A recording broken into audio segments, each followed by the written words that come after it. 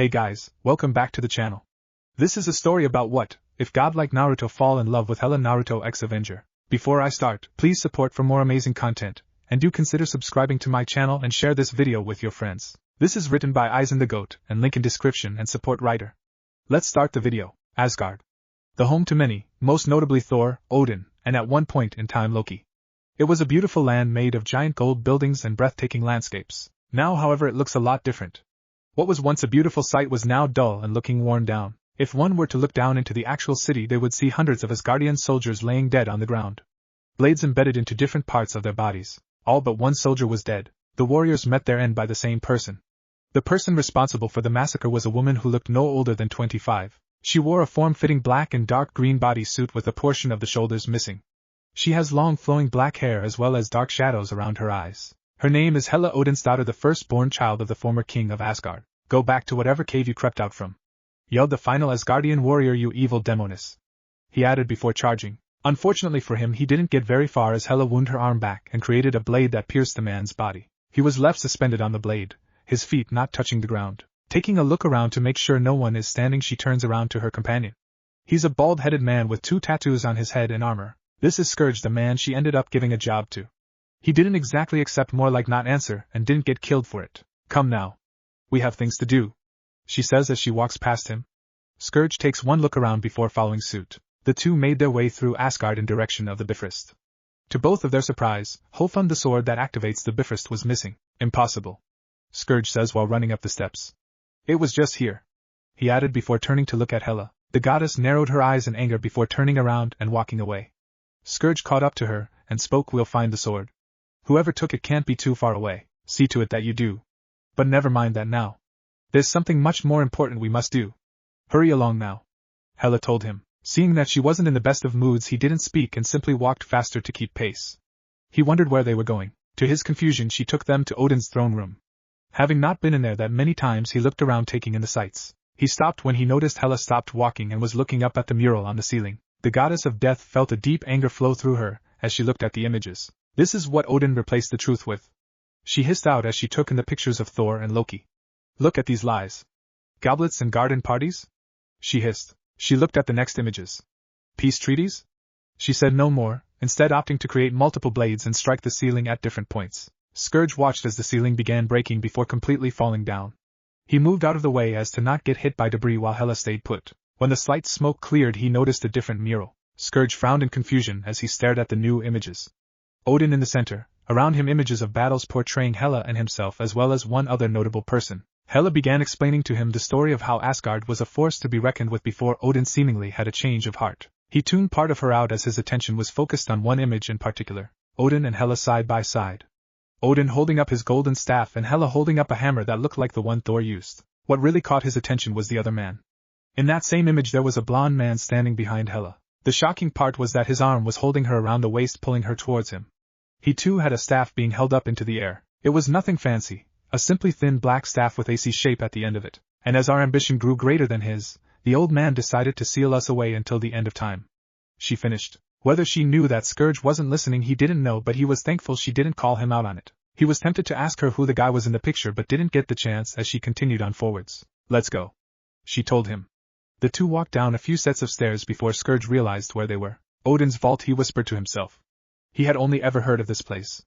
It was said to contain only the most powerful artifacts. They walked down the path, lined on both sides with relics. Hela stopped at a golden gauntlet. Fake, she said as she knocked it over. Most of this stuff is fake anyways. Weak, she commented as she looked at the casket of ancient winters. The crown of Surtur, she noted, was smaller than she expected. The tesseract was in her opinion not bad. Finally she came across the item she was looking for. Now this is truly special.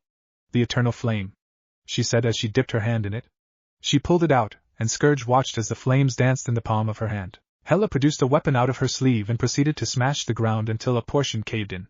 Looking down, all that could be seen was darkness. The goddess turned around. Want to see what real power looks like? She asked before letting herself fall backwards into the pit. She flipped right side up on the way down and landed gracefully. She looked at the bodies of all her warriors and her trusted dog in sadness. With the eternal flame you are reborn, she exclaimed before slamming her hand on the ground. The flames turned green and began consuming everything around her inside the room. The skeletons of the long-dead warriors lit up in green flames before giving them life. Fenris' eyes glowed before it too began standing on all fours. Soon her former comrades were all awake and began walking towards her before kneeling. "I've missed you," she said, looking at Fenris. "I've missed you all," she repeated to everyone else.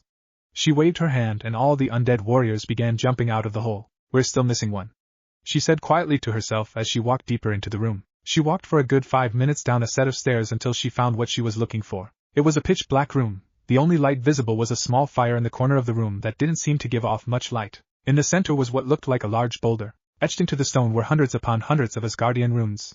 "The old fool really outdid himself with this," she said as she ran her hand along the stone. Her prison weakened with his death, but not his. It made sense to her though. Of the two, he was the stronger one. Not that she'd ever admit it to him. She didn't want him to get a big head. She placed both of her hands on it before pushing her power into it. The runes glowed a bright green before cracks began appearing on its surface. Soon it was done. The boulder exploded. Blackness was all he knew.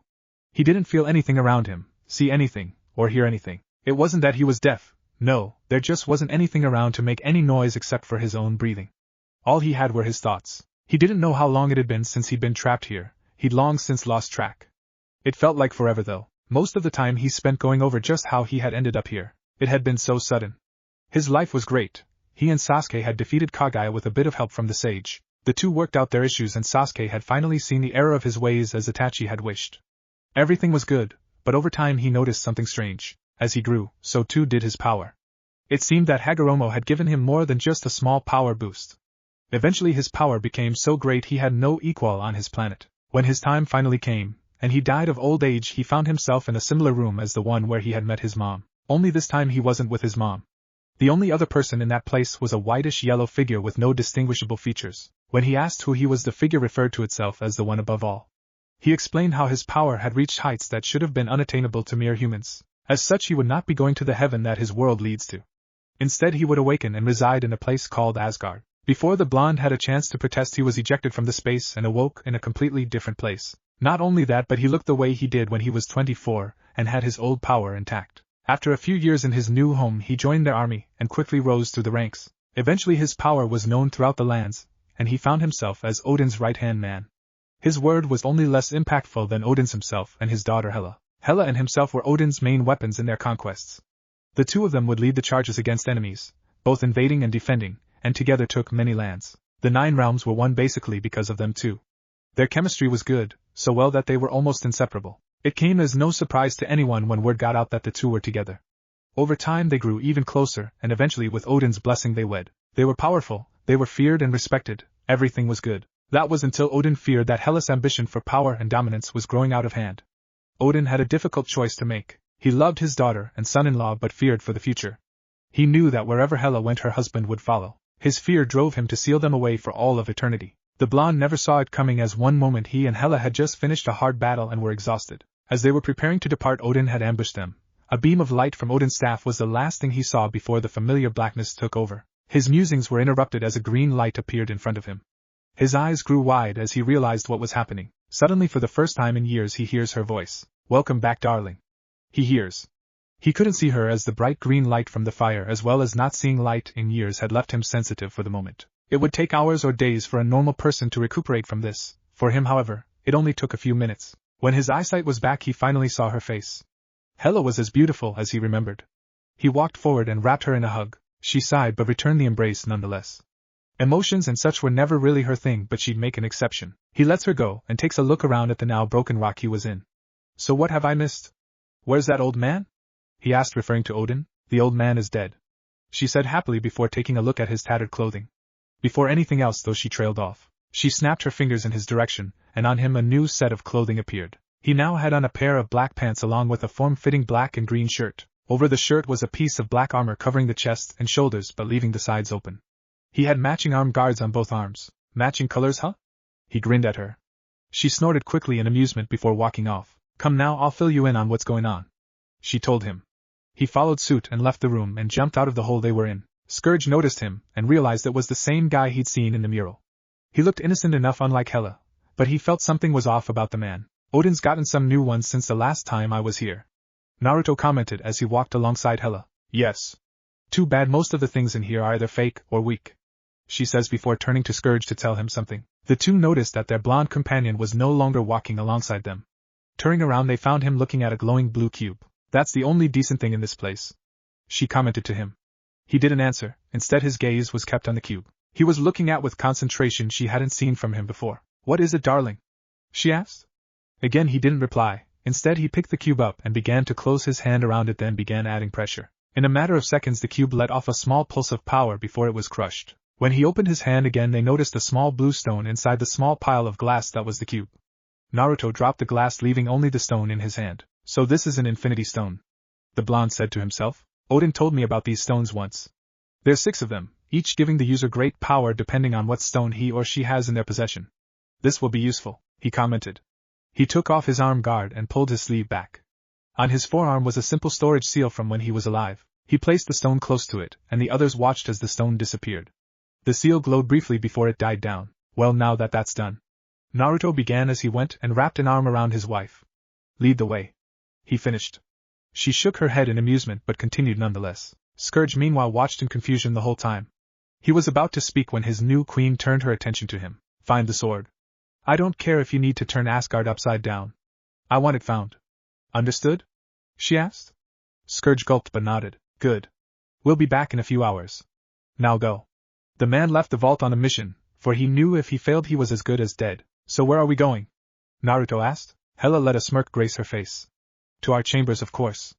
It's been over 1,500 years, you know.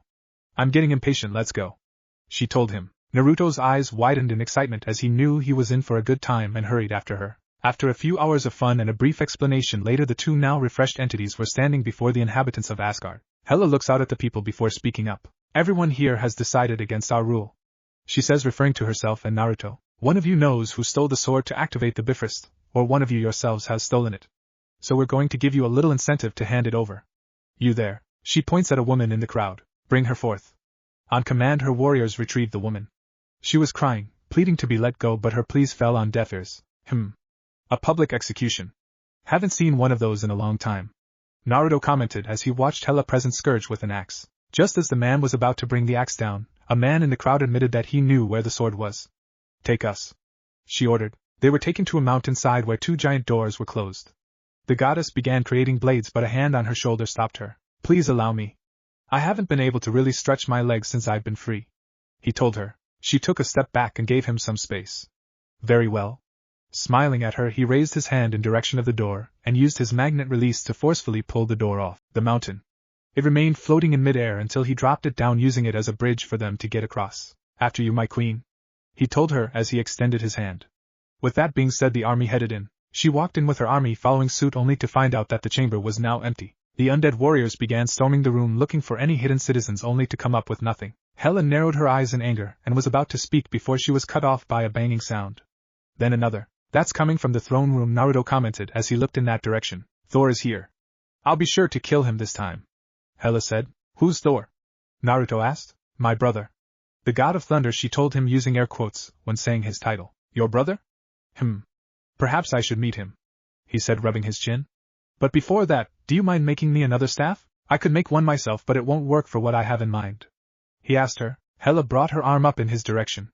On command, a pole began extending out of her sleeve until finally the whole thing was revealed. Scourge noticed it was the exact same one he had in the picture on the mural. The blonde held it up for a second, making sure everything was right before nodding in satisfaction. He rolled up his sleeve and smacked his forearm, allowing a poof of smoke to appear. Once cleared, it was revealed to be the space stone he had taken from the cube. Holding it in his right hand, he slammed it into his staff just under where the C shape at the top began. The stone let off a pulse of power as it sat in the staff before calming down. "Now let's see if this works," he said as he applied a little chakra to the staff. It worked as the stone began to glow, and a dark blue portal appeared in front of him. "Alright, now we can go," he said as he held his hand out to his wife. She takes his hand and walks forward, but not before stopping to speak to her executioner. "Deal with the people," she ordered as they left through the portal. The two deities reappeared in front of a shocked Thor, who wasn't expecting this at all. Before the god of thunder could speak, Naruto stepped forward. "You must be Thor, nice to meet you," he said calmly. Thor frowned, not understanding who this strange man was. "Who the hell are you?" he questioned. He'd never seen this man before. "Oh right, my bad, I haven't introduced myself yet. Naruto Uzumaki, I'm your brother-in-law." Thor was baffled. If the situation wasn't so dire, he'd believe this to be one of Loki's Trick's brother-in-law? He repeated to make sure he hadn't misheard. A nod was his answer. I married your sister a long time ago," Isn't she the greatest? He asked, turning his head to glance at her. Now Thor knew something was very wrong. His sister, the greatest? Most definitely not. The demigod turned to his sister. He's joking, right? She let out a chuckle. No, he's not joking. I actually did marry this simpleton a long time ago, she replied while running a finger under the blonde's chin. But let's not discuss that now. You're in my seat, she said as she ran her hands through her hair, allowing her antler-like headpiece to appear. Believe me, I'd love for someone to rule Asgard, but it can't be you because you're the worst, Thor replied. Hela turned to the blonde. Don't interfere, was all she said before the two siblings began their duel. The blonde frowned but complied nonetheless. As the two were duking it out, he could sense multiple battles happening near the Bifrost. I'm going to go enjoy myself, he said to his wife before he used the stone to teleport himself out of the room. Those opposing Hela didn't know it yet, but they were in for a bad time. Naruto appeared in the center of the bridge leading to the Bifrost where the undead army plus Scourge were fighting. All participants briefly stopped what they were doing as he arrived but soon went back to their business. All but one, that is. A man dressed in an elegant green and gold outfit under Asgardian armor along with a golden headpiece with two long curved horns stepped forth. This man is Loki, the god of mischief. I'm sorry, but who might you be? Loki asked. Naruto looked him over briefly before answering. Well, if you want an official title, then it would be Hela's vanguard. That or her husband. Both of those would work really, he answered calmly. Loki shook his head with a slight smile. I'm sorry, I thought I heard you say you were my sister's husband, but I'm sure I must have misheard. Naruto smiled at the man. No, you got it right. And you called her sister, so I guess you're my brother-in-law too, so you're Asgardian. Loki concluded. Somewhat.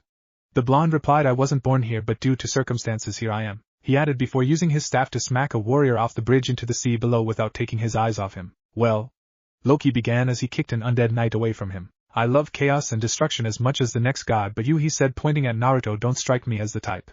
So what's your game? He asked. My game? Originally it was to kill Odin for what he did to us, but he's dead now.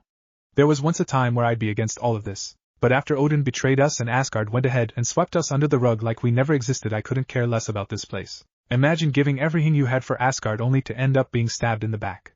Everything we did was for the greatness of this place, and for what? Odin sealed my wife and I. The people didn't care enough to spread word of our existence. They just let us fade away. Seeing that he had the man's full attention, he continued. But you want to know the worst part of it? It was with Odin's blessing that I married Hela and was accepted into the family. The man used to call me son and would constantly tell me that he was glad I was the one his daughter had married. To have one of the people who seemingly cared about you the most turn on not just you but his own blood. To find out they were weary of you. It changes you. He finished. For a moment Loki felt a pang of empathy. For he too felt Odin didn't really love him as he had claimed. So what, you're here for revenge on the people then? No, I really don't care about the people anymore, the blonde answered. Or Asgard in general for that matter. But Hela wants her rightful place on the throne and I'll help her get it, he added. Loki chuckled slightly. The man still wasn't getting it. Yes, I get it. You're in love with my sister and will seemingly do anything to see her happy. That's fine, I get all that. But what's your deal? He asked, emphasizing your. Surely you have aspirations of your own rather than just following her around? He asked. The god needed information. He could feel the strength this man possessed. While he looked innocent enough, he stood tall and didn't seem to worry about what was going on around him. The mere fact that he possessed the space stone and had the ability to use it was reason enough to be weary of him. If he could somehow convince this man to join him, then perhaps his chances of survival would increase. As he finished his train of thought, an image of a purple giant with golden armor appeared in his mind. You're right. I do have aspirations of my own, the blonde finally answered. You see, one of the main reasons why wars begin is due to lack of resources. There's too many mouths, not enough to go around. When Odin told me about the Infinity Stones, I looked into it anywhere I could. Eventually I found something. I found that should anyone possess all 6 stones, they will basically become omnipotent. That's when it hit me. With all 6 stones I could create unlimited resources in the universe. No more hunger, no more poverty, no more destroying planets for resources. Hela will rule Asgard as she should, and I bring the universe as close to peace as possible. Of course there will be people who try and cause conflict for other reasons. But with the 6 stones in my possession, well, I think they'd think twice about it, don't you think? So you want to collect the Infinity Stones? Loki asked. While he looked calm on the outside, on the inside he was the embodiment of happiness. This was perfect. This might be the perfect person to beat him. Well, if that's the case, then there is something important you should know. You're not the only one. Now all that was left was to talk the man into joining him, and everything would go smoothly. Things were looking up for the god. As Naruto was about to reply, a huge lightning bolt struck the palace where Hela and Thor were currently fighting. Naruto looked up and saw the god of thunder coming down in their direction. When he landed, he noticed that the man's right eye was black and no longer open. Standing beside Loki, Thor turned his head towards his brother. Worry not, brother.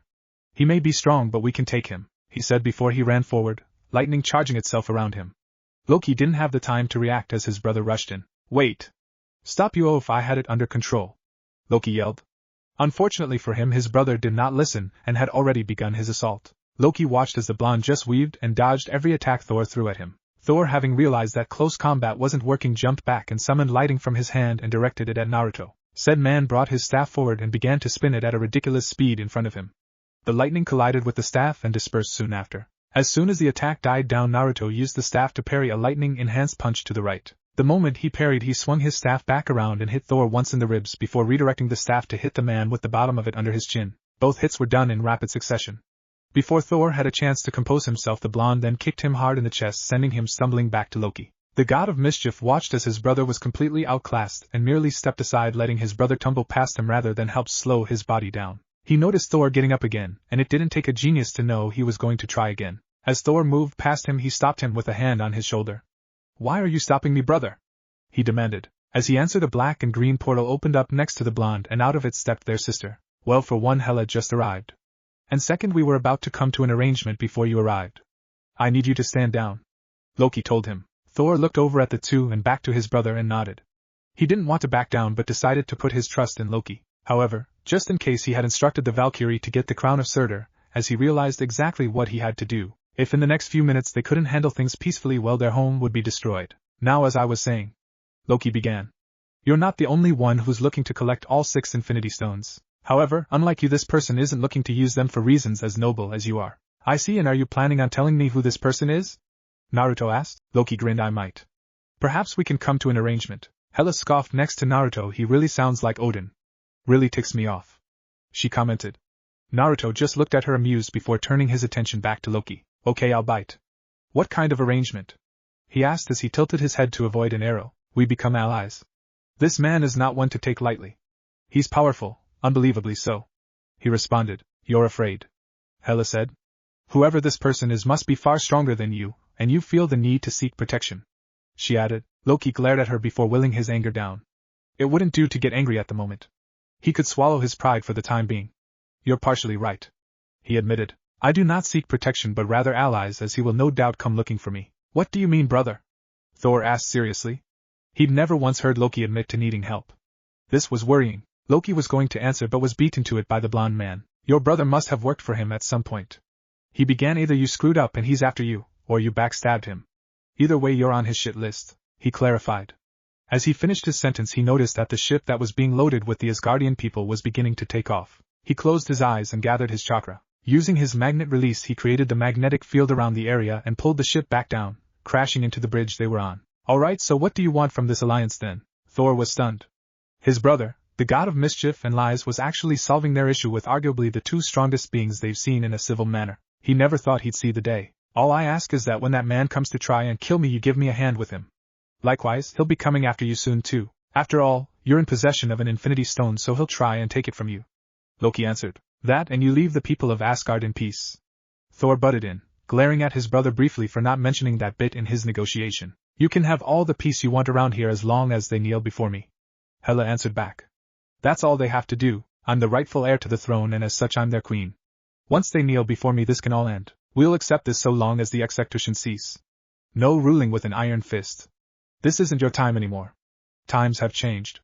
People have changed," Thor said. Hela narrowed her eyes and was about to retort when the ground began shaking. Everyone looked up as a large chunk of the land behind them exploded as a giant monster of earth and fire began rising above Asgard. "Oh no," Thor whispered. "What did you do?"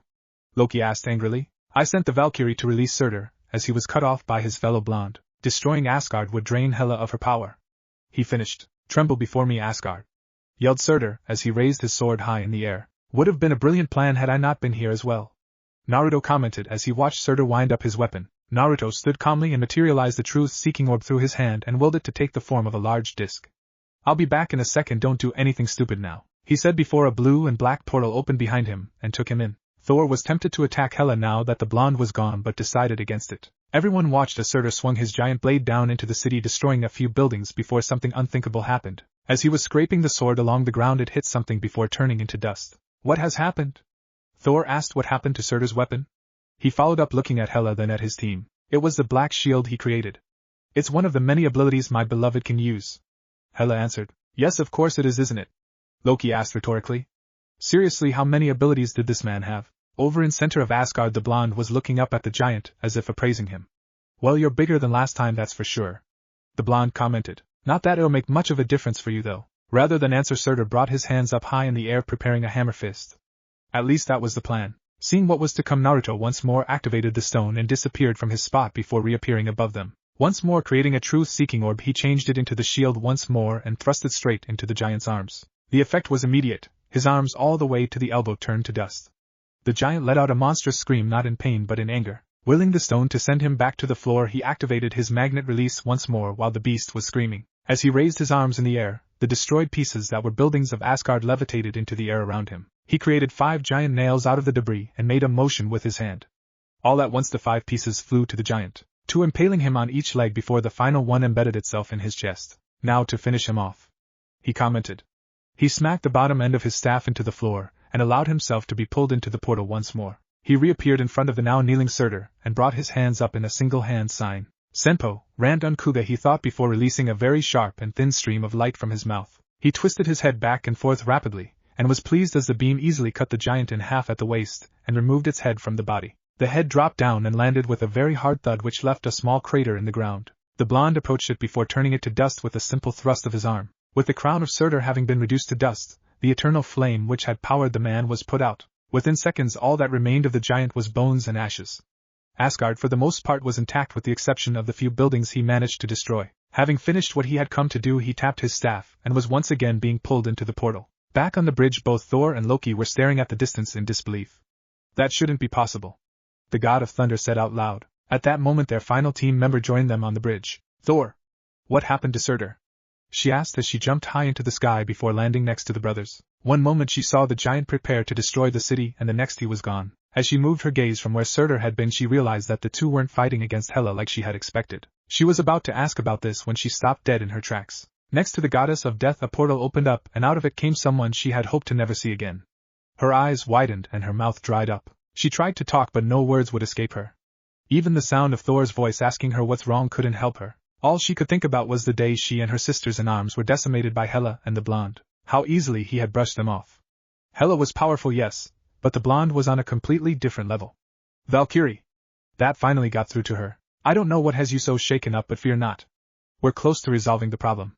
Hela's husband is surprisingly a lot more reasonable than she is, Thor told her. Well, began Loki, watching you take care of that pile of bones was entertaining, but we do have matters to attend to.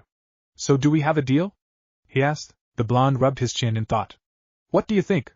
He asked, turning to Hela. The goddess turned to the Asgardians, and stared at them for a minute before speaking. That depends. Will Asgard be left under my rule? She asked the trio. As long as you honor your part of the deal, we'll leave Asgard to you. Thor conceded. Not exactly how I imagined this playing out, but very well. We have a deal, Naruto said. As the words left the blonde's mouth, Loki let out a breath he didn't know he had been holding. They had really lucked out. Had it been someone more arrogant or power-hungry, he doubted things would have gone this smooth.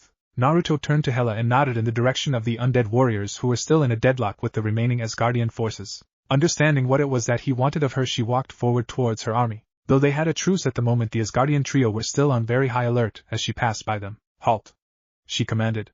The battle is over. Pull back. Her army followed her order obediently and began walking back towards Asgard. Thor walked up as well and said his piece. Citizens of Asgard, we have come an agreement. Hela will be the new ruler of Asgard. Seeing that some people were getting wide-eyed, he quickly continued, but worry not, as I shall be around to make sure she keeps her end of the agreement. He added, successfully calming the crowd down.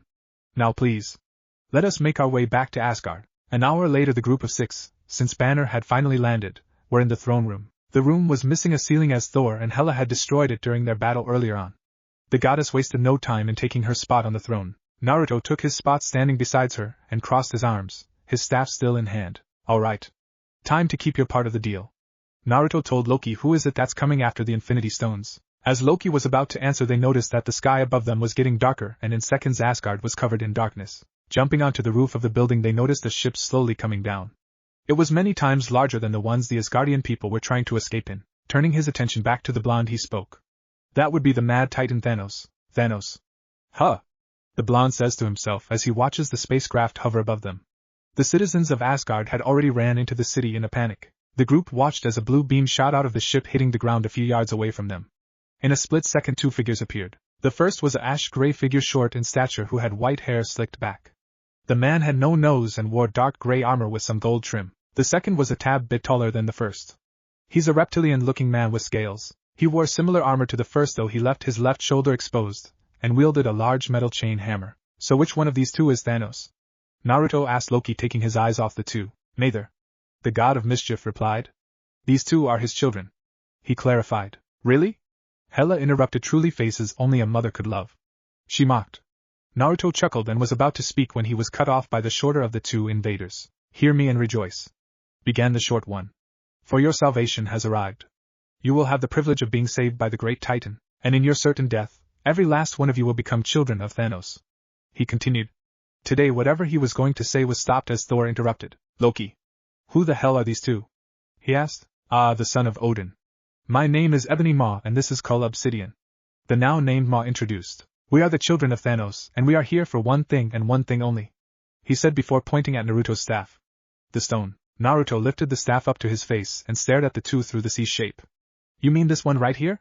He asked rhetorically while pointing at it. Yeah, that's gonna be a no, he says while resting it on his shoulder. You have been going on for a bit about this Thanos though. He's the one that wants it, right? Tell him to come down here himself if he wants it, Naruto challenged, the smile never leaving his face. Maw, on the other hand, did not look as happy. He narrowed his eyes and held his arms behind his back. Without turning to his partner, he gave the order. Bring me the stone. Kull made a grunt of acknowledgement, and slammed his hammer down before walking their way. Everyone but Naruto and Hela prepared for battle but were stopped as Naruto raised a hand. Kull sped up and jumped high into the air, preparing to bring the hammer down. Move! Naruto ordered as they all jumped back.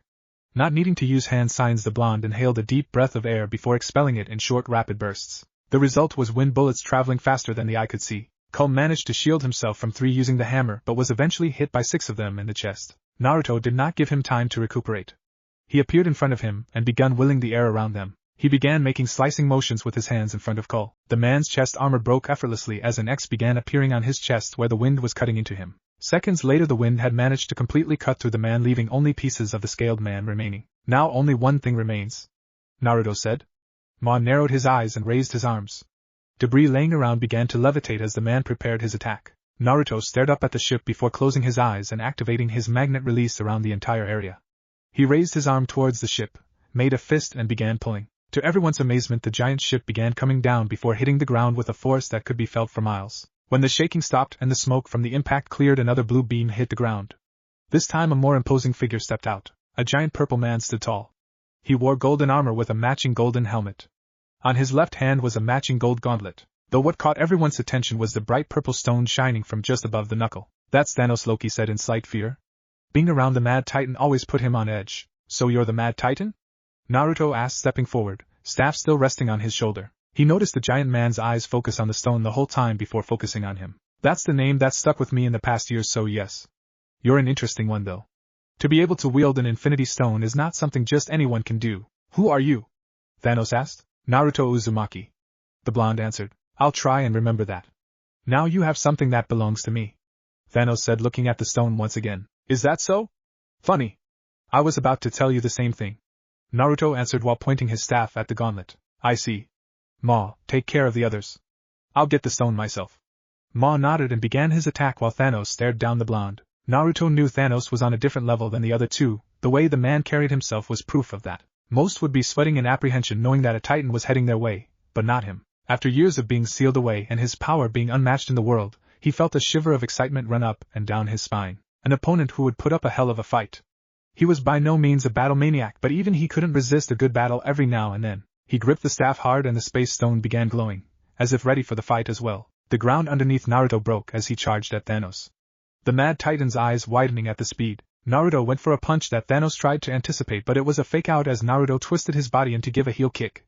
But Thanos was just as quick. Grabbing Naruto by his heel, he started to spin, going so fast that all the others would be able to see was a golden purple blur. Releasing Naruto, Thanos gave chase, striking Naruto while he was still flying until finally grabbing the man by the face and slamming the back of his head in the ground. Usually that would have taken a normal person out, but not our favorite blonde. He did not even have time to reach for the staff as Naruto got back up, rolling his neck with a cheeky smile. Not bad, old timer.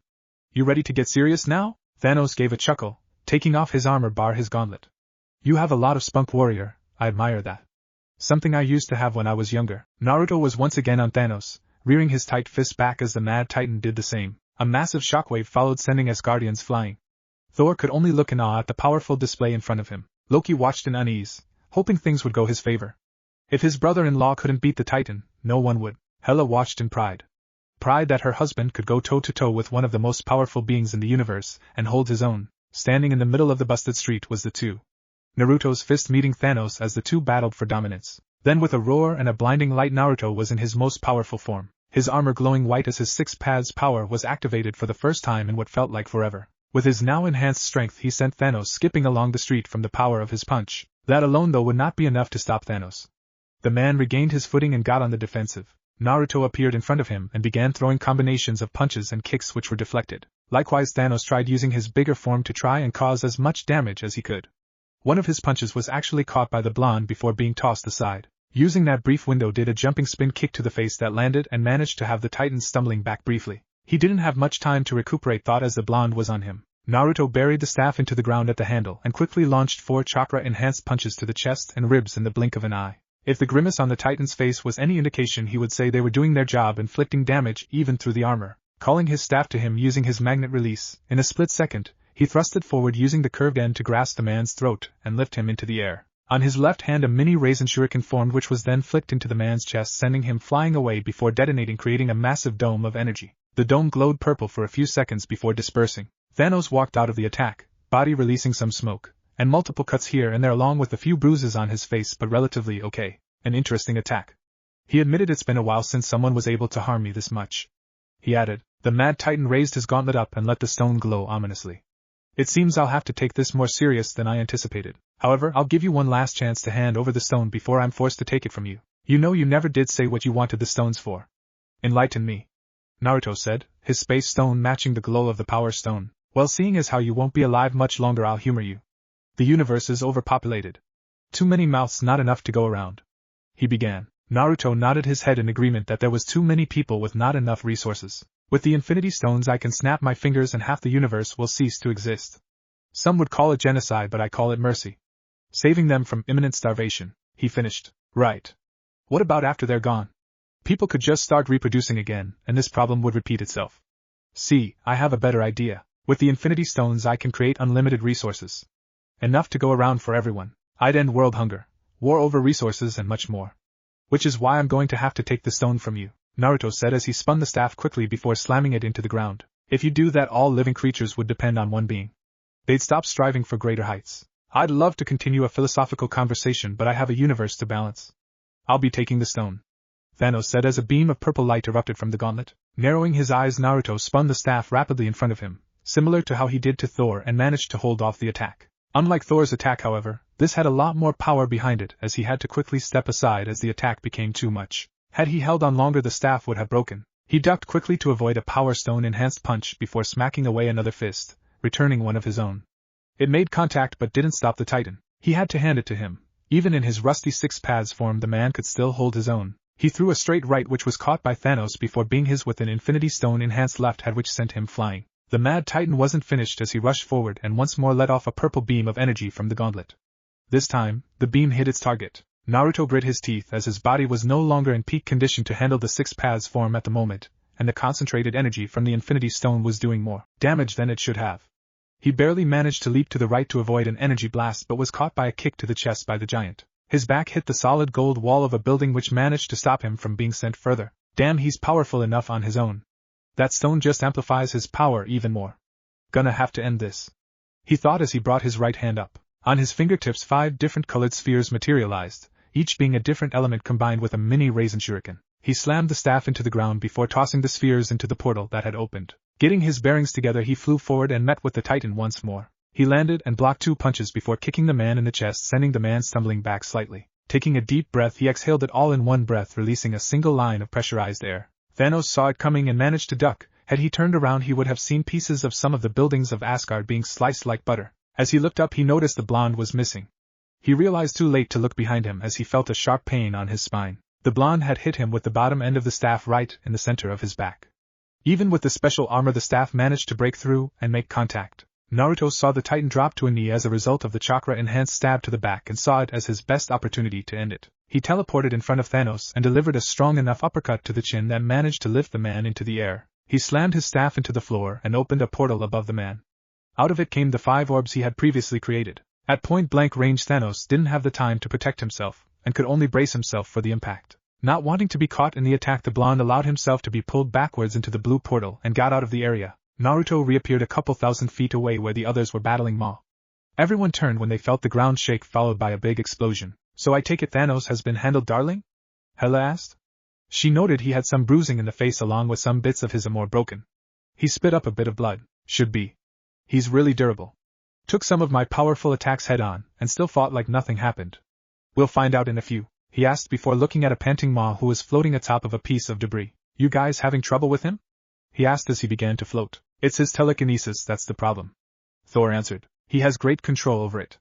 Once we get too close he simply levitates, and uses the surrounding area against us," Loki answered. He was going to add more when they had to move out of the way of a purple beam. Ma widened his eyes at what he saw and quickly rushed to his master's side. Thanos stood in front of them once more, though not as he had before. The man no longer had most of his upper body armor.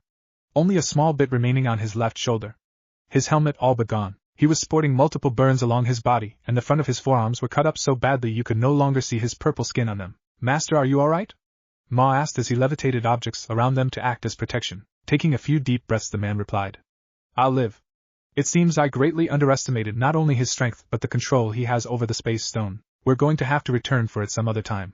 This greatly shocked Ma as he'd never seen his master retreat, but he was not one to question orders. Thanos flexed the gauntlet and let off a powerful scream before slamming a fist to the floor. The ground shook and exploded, the shockwave destroying everything in its path courtesy of the Power Stone. Naruto and the group had no choice but to move as to not be hit. In that time Ma and Thanos were beamed back into their ship and quickly began ascending back into the sky. "Should we try and stop them?" asked the Valkyrie as they were running. "No," answered Naruto. "I've reached my limit for now. I've been sealed for too long that my body won't handle my full power at the moment. I can still access my most powerful form, but it doesn't do the same damage it used to. We'll have to let them go for now. He'll be back." Finally they turned back and saw that they were in the clear. A large part of Asgard had been turned to rubble, but nothing that couldn't be rebuilt. "This is bad," Loki began. "He'll see you as a major threat now. I'm certain he's going to collect the other stones before saving you for last. Once the other 4 are in his possession, he'll be almost impossible to deal with. Even if you have a stone, then we'll have to stop him from getting the others. Or at least beat him to some of them," Hela responded. "Do any of you know anyone who might have some information?" she asked her brothers. They said nothing for a moment before the god of mischief smiled. "Actually, yes." Everyone turned to him. "As a matter of fact, my brother happens to know of a few people who might be able to help us out." Thor's eyes lit up as he knew who his brother was talking about. "Yes, Loki is right," he said before turning to one person who seemed really out of place. "Banner, looks like we're going to be meeting with the Avengers," he said happily. "Who are the Avengers?" Naruto asked in confusion, having never heard of the group. Hela shrugged her shoulders, equally confused. "They're Earth's mightiest heroes," Thor replied. "They'll be of great help, I promise you." "All right. So where is this Earth?" Naruto asked, ready to go. "It's Midgard," Hela answered. "Oh. We'll have to use the Bifrost then, as I don't know exactly where we're going, so I can't use the stone," he said. "Very well, I don't believe we damaged it during the battle, so we should be all set. Let's be off," Thor said as they began walking. As they walked, Naruto couldn't help but wonder what kind of beings were in Midgard. If Hela's brothers knew them, then they must be powerful. He shook his head of those thoughts. He wrapped his arm around the goddess of death and continued their walk. All he knew was that he had infinity stones to collect as his greatest battle was rapidly approaching. The group had finally made it down the bridge that led to the Bifrost. Scourge had made good on his word to get the sword that activated the Bifrost earlier. Right before the sword was inserted, Loki stepped forward. "Wait," he ordered. Everyone's attention turned to him, wondering why he stopped them. "I just remembered something important," he said with a sly smile. "I know where we can get another stone. It's with a man called the Collector. He reveals." "Which stone?" the blonde asked. "The Reality Stone. It has the ability to control and warp reality to a frightening degree," the trickster explained. "That could be useful. Last thing we need is to let Big Purple get his hands on that," Naruto said. "I'd rather not think of how powerful Thanos could become with it in his possession. Problem is the Bifrost doesn't connect to where he is. We can't get to the Collector without his ship." Thor tells them, frowning slightly. "Loki," Naruto says, getting the man's attention. "Where is this Collector located?" "He's currently on nowhere. He's keeping it in his museum. I'm positive if we show up and demand the stone, he'll hand it over. If not, we'll tell him Thanos is coming and he'll take it anyways. I'm sure he'll see it our way," he answered. "Nowhere is still around, huh?" Naruto said, mostly to himself as he'd been there before he was sealed away. Luckily I know where that is, he added before turning to Valkyrie and Bruce. Will you two be joining us? Valkyrie didn't give a verbal response but nodded positive. While they may be on the same side, being in such close proximity to the couple made her all sorts of nervous. One didn't forget the kind of power the carefree man had. And you? He asked the man. Banner stayed quiet for a minute thinking it over. He took a quick look at Thor before making up his mind. I think it'd be better to send me back to Earth. Thor nodded at this and followed up. I agree. You can fill our friends back on Earth in on what's going on. Warn them of the upcoming battle. He motioned Bruce to walk forward. Bruce stood tall and waited for the bridge to connect. Once ready, a great bright light erupted and propelled him forward before shutting off. All right. Banner has been sent back to New York. He'll fill the Avengers in on what's going on. The more allies we have, the better. The God of Thunder says. Naruto nods. All right, let's go see the Collector. He slams his staff down, opening a blue portal in front of the group. As they're walking through, Naruto turns to his wife. Don't you want to stay and run Asgard? This shouldn't take too long. They can make do without me. Once we come back, I'll begin renovations on this place. She answered before stepping forward. Shrugging, the rest followed suit, the portal closing behind them. The group reappeared out of the portal on the severed head of a celestial being, now known as Nowhere. Naruto and Hela looked around, taking in the sight. This place had sure changed since the last time they'd seen it. The couple didn't have time for sightseeing though, as Loki began walking forward, knowing exactly where they needed to go. We got lucky you teleported us here. We're not that far away. Loki informed them as they walked. The group walked for half an hour before finally reaching their destination. A giant glass-domed building located almost in the center of Nowhere. It's here, the blonde alerted the group. He didn't know exactly how he knew, but he got the same feeling now as he did when he noticed the blue cube after being freed. Naruto found it somewhat strange that there seemed to be no security, but hey, he wasn't complaining. The group entered the building and the blonde couldn't help but be amazed at some of the things he saw. This collector sure had some cool display pieces. As they headed deeper into the building, they finally began hearing noises other than their own footsteps. Walking a bit further and they heard a voice. Well, what a surprise. The group looked to their right to see a man walking their way. The man had on some interesting clothing, as he wore a red shirt with a white fur coat above it. He had matching white hair as well as a black line running down the center of his mouth. The three children of Odin. He says, noticing Hela with them. The two brothers were surprised that the collector knew of their sister when they themselves didn't until recently. A Valkyrie. He said, noticing the woman before finally turning his attention to the blonde, as well as Hela's husband Naruto Uzumaki. The collector finished. Naruto smiled. You know my name? He asked rhetorically. I'm honored, he added. Finally someone knew of him. No. The honor is mine. The collector returned. It's not every day you get to meet someone as powerful as yourself. Naruto was now beaming in pride and was about to respond but was cut off. Alright, that's enough. I don't need him getting a bigger head, she said. She knew this would get to the man's head if it continued. They needed to get back on track. You have something we need, she finished. At this, Naruto moved his hand down the staff enough to display the glowing blue gem. Seeing the collector's eyes on the stone, Thor spoke. The Mad Titan Thanos is on a quest to obtain the Infinity Stones. We can't allow that to happen. The collector nodded slowly before rubbing his chin. The Mad Titan, you say? Yes, I've heard whispers that the man has been visiting planets, wiping out half the population. It's been going on for a while now. I figured he was looking for something. Now it all makes sense, he said softly. Seeing that the man knew what was going on, Thor continued. We need the ether. Thanos is coming and we can't let him have the stone. The collector exhaled softly before looking at them. I'm sorry, but I can't just give one of the most powerful objects in the universe away. Not for free, at least. He finished. Looks like we'll need another way to convince him then, Loki said, smiling mischievously. How about this then? Naruto began. You can give us the ether and keep your life. Or you can try and take your chances with Thanos when he comes looking for you, in which case you'll most likely die a painful death. Either way, you're gonna hand it over. So what will it be? As he finished his ultimatum, the group surrounded the man waiting for an answer. The collector looked around at all of them, seemingly unfazed. However, if one were to look into his mind, they'd see how nervous he actually was. He couldn't think of anyone who could take this group on at once and win. Very well, he conceded. The man walked back to a desk and pressed some buttons before a secret compartment opened from said desk. Reaching down, he pulled out a black and red box before presenting it to the group. As Naruto was about to reach for it though, he pulled it back. I do have one condition. I want your word that I'll be protected from the Mad Titan when he comes. Naruto smiled before reaching into one of the compartments of his armor. Pulling his hand out, he revealed a three-pronged kunai. Deal. When he comes, just throw this on the ground. It'll let me know you need me, and with the space stone I'll be here. There was another use for that, but I never got around to actually mastering the technique required for it, he told him. The collector took the kunai, inspecting the script on it before nodding and placing it on his desk. With that being done, he presented the box to the blonde. Not wasting time, the blonde took the box before raising it up to eye level. He could feel the presence of the stone. It seemed like the box was a medium for the stone as the cube was for the space stone. Holding the box with both hands, he began pushing large amounts of chakra into it.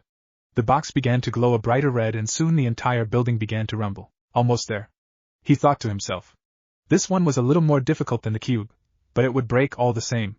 Soon the place shook as the box finally had enough. A bright red light filled the museum, followed by a loud explosion that managed to crack a few windows of the display pieces. When everything settled, the box was no longer present. Instead, a single red stone rested on the palm of the blonde's hand. "You've done well, Loki," complimented Hela as she admired the stone. Even she could feel the power this stone possessed. Unlike the space stone, this one had a stronger aura. Bringing the staff close to the stone, Naruto quickly slammed the stone just underneath the space stone. The staff began glowing red with some bits of blue as it integrated itself into the staff. The glowing lights quickly went down the staff, into the blonde's arms before going up near his head. Naruto gripped the staff harder, threw his head back, and inhaled deeply as the power began coursing through him.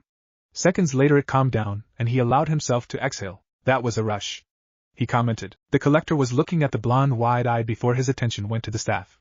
"Amazing," he whispered to himself. "Not once have I seen someone wield more than one stone at a time. Truly amazing," he finished. Naruto stared at the stone. "Alright, let's see if you're the real deal." He slammed the base of his staff to the ground and immediately a thin red veil appeared seemingly out of thin air, moving across the entire room. All people present followed the red veil as it moved and quickly noticed the scenery around them changing. They were no longer in the collector's museum. It looked like they were no longer on nowhere. "Where are we?" Thor asked as he walked forward, feeling the buildings around them and touching the floor to make sure it was real. He patted a building wall a few times before taking another look around. They seemed to be in some sort of village, by the looks of it. Off in the distance he could see a giant stone monument with several faces carved into it. Hela too noticed the monument, and immediately spotted a familiar face among them. "This is your home," she pointed out. "Yeah," he said softly before cutting off the stone's flow of power. The red veil appeared before them, moving backwards once again, revealing the collector's museum. "Well, we got what we needed. A pleasure meeting you, collector. As agreed, if you need me you know how to get me. Let's go," he said as he activated the space stone and teleported everyone away. As they arrived back in Bifrost in Asgard, Naruto chuckled. "What's so funny?" Loki asked. "I can only imagine how mad Thanos will be when he finds out I beat him to the stone," he said and continued laughing. Loki chuckled nervously before walking with Thor to the sword that activated the Bifrost. "Our family just seems to get crazier," he commented. "Our new brother-in-law seems to find amusement in upsetting one of the most powerful beings in the universe," he added, shaking his head. Thor laughs before taking a look over at the blonde who was talking with Hela. "I agree, he's a strange one. But he's powerful, there's no denying that. We'll have to get used to it, brother," he said before getting everyone's attention. "Alright. We need to head for New York. I'm not sure how much time has passed on Earth while we were in nowhere, but we need to regroup with Banner and the Avengers," he ordered. "I'll be staying behind this time," Hela said as she began walking towards the bridge back to the city. "Since Surtur and Thanos managed to wreck a large portion of Asgard, my powers have taken a hit. We must begin reconstruction at once," she clarified. "I'll be staying as well," added the Valkyrie. "Now that I'm here on Asgard again, there's some things I need to tend to," she said before heading out. Naruto nodded in agreement, as did the rest of the group. "I'll close the Bifrost," Hela said. "Maybe this time we'll make it through peacefully," Loki commented, looking at his sister. Hela just smirked at him before giving Naruto a peck on the mouth and sending them on their way.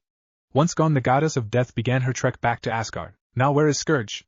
she asked out loud. The two brothers and their brother-in-law were content to take their trip through the Bifrost in peace and quiet. That was until Naruto realized this was the first time he was with the two while not fighting.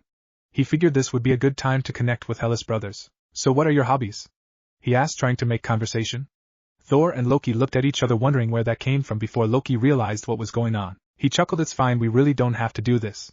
The blonde was going to object, but they had reached their destination. When the light died, Naruto looked around and was going to ask where they were, but was beaten to the punch by Loki. "Why did we end up in the middle of a bunch of trees of all places? Didn't want to scare the public by appearing in the center of the city. Besides, the Avengers headquarters isn't far from here," Thor explained. "Can you use your magic to change our clothing, brother?" This was a cakewalk for Loki. His magic was beyond powerful. Asking if he could change their clothing was almost insulting, but he didn't comment on it, and simply did as requested. His brother now had a tan jacket over a black sweater and black pants. Loki went with a more sophisticated approach and wore an all-black suit. After all, showing up in New York with his armor on might slightly upset the citizens. "So which one of you two is dressed normally here?" Naruto asked. He hadn't been to Midgard in so long he didn't know how they dressed. He looked to Loki and decided he'd take a page from his book. All that time he spent around Hela, and the color black really began to stick with him. He used the reality stone to change his clothing to resemble that of Loki's. The staff was also now hidden from sight to anyone but himself. If one were to look at him, they wouldn't see the staff. Alright, Thor, lead the way, the blonde said. Thor nodded and began walking off. As they exited the woods, Naruto looked around and noticed there wasn't much around except one building. It seemed to be more of a compound, heavily guarded as there was people surrounding the area. Thor stopped walking and turned to his two colleagues. Alright, you guys stay here. I'm going to go meet up with the team and let them know the two of you are here. Whatever you do, don't move, he stressed before walking off. Loki looked over at the blonde for a second before hatching up a plan. Say Naruto, he said, getting his attention. Thor is always so uptight. I think he needs to loosen up, don't you think? He asked. Naruto looked to where Thor had went and remembered every conversation he had with the god. Sure enough, he was mostly all business and fighting. Yeah, I agree. How funny do you think it would be if we just appeared inside their headquarters before giving Thor could tell them why he brought us here? Loki asked again, a glint appearing in his eyes. Naruto's eyes widened. You want to prank Thor? He asked happily. A nod was his answer. Inside the Avengers headquarters, Thor was walking to the main room where the Avengers usually stayed. Along the way, he was trying to think of exactly how he was going to explain why his brother and a super-powered being were here. Deciding he just figure it out as he went, he pushed open the doors and saw Banner, Tony, Rhodes, and a young man he'd never seen before. Kid couldn't have been older than 15. Thor, Banner said as he stood up from his seat. Please tell me Thanos hasn't made another move. Thor laughed. No, my friend, he hasn't. Not that I'm aware of. We, however, have made a move. And what would that be? Point Break. What? No, hello? Tony said as he walked forward. Thor smiled happily as he saw his good friend for the first time in a while. Stark, good to see you again, my friend, he told the man. He turned to Bruce and asked, how long have you been here? Just a few days. So what is this move you guys made? Bruce asked. Oh, right. That. Well, we went to visit a man and managed to get another stone, he told them. Okay, Banner kind of filled me in on the whole guy wants to rule the world scheme, but I'm still missing some information. Who's we? Tony asked. Thor was about to reply when he heard two voices he really wished he hadn't. That would be us, two voices said from besides them. To their left, Naruto and Loki were sitting on some seats, both smiling like they hadn't just ignored what Thor had told them. Thor, why is your brother here with some guy I've never met? Tony asked, looking between Loki and Naruto. Damn you both, Thor whispered under his breath as he looked at the two men. This was not going to go well. He just knew it. I thought I told you two to wait outside until I came to get you, Thor said, clearly irritated. True, brother. You did. Loki agreed, but it started getting cold out there, and we figured it'd be a lot warmer in here. Naruto nodded, agreeing with the black-haired god. Despite not knowing Naruto, not a soul in that building was buying their story for a second. Okay. Somebody's gonna have to explain what's going on here. Pronto. Come on, Stark said with a clap of his hands. Having one of the most dangerous people the Avengers have fought along with a complete unknown was not something he was comfortable with. Naruto noticed that after the man had clapped, his left hand was creeping closer to some sort of device on his chest. He briefly wondered what exactly that would do. He had to put his thoughts on hold as Thor began doing damage control. Alright. I'm sure all of you know my brother Loki, said brother, flashed a charming smile and waved. He was not surprised to find that no one bothered to wave back. Thor then pointed to Naruto. This is our brother-in-law Naruto, he introduced. It's Naruto, the blonde clarified. Thor looked at him with a somewhat confused expression. Yes. That's what I said, he replied before continuing. Anyways, these are the Avengers. We have Tony Stark, known to the world as Iron Man, Rhodes, known as War Machine. Then he trailed off as he looked at the young boy. Noticing all the eyes on him, the young man spoke. Oh hey, I'm Peter Parker. Peter walked forward to be polite and shake their hands, but was stopped as a hand fell on his shoulder. Don't get too close. One of them has tried to conquer Earth before and the two get along, so he can't be that much better, Tony says, still cautious. Seeing this, Naruto raised his hands up to try and appease the man.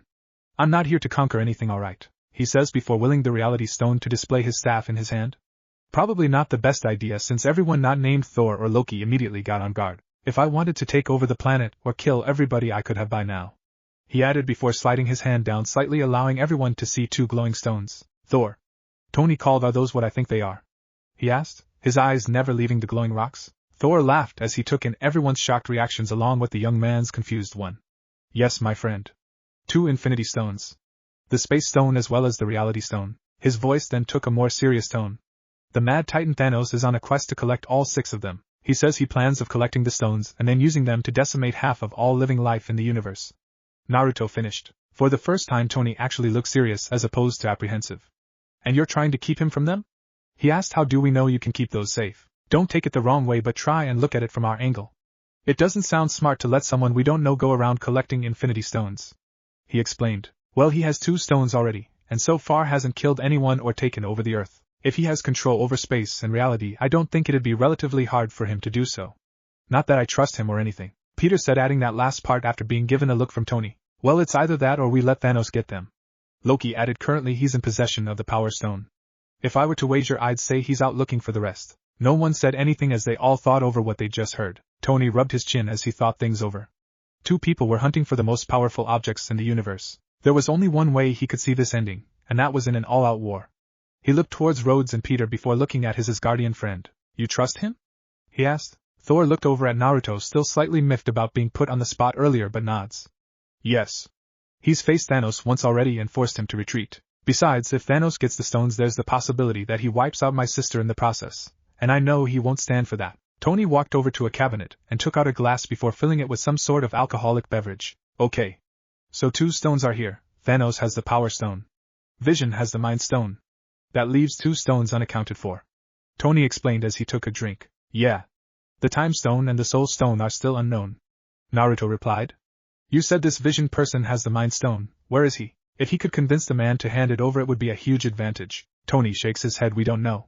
He and Wanda haven't been seen in a while. Perhaps the others know where Vision is. Thor offered. Bruce looked uncomfortable as he stepped forward. Actually, about that. The Avengers have disbanded. He told him. Bruce went on to reiterate the events that happened while the 2 were off-planet. Everything from the Sokovia Accords to the disbanding of the Avengers when Tony and Captain America along with Bucky went at it. In the end, nobody won. The Avengers disbanded and one of my friends was critically injured. He said, motioning to Rhodes. The mood was solemn as those who were there were forced to remember the battle.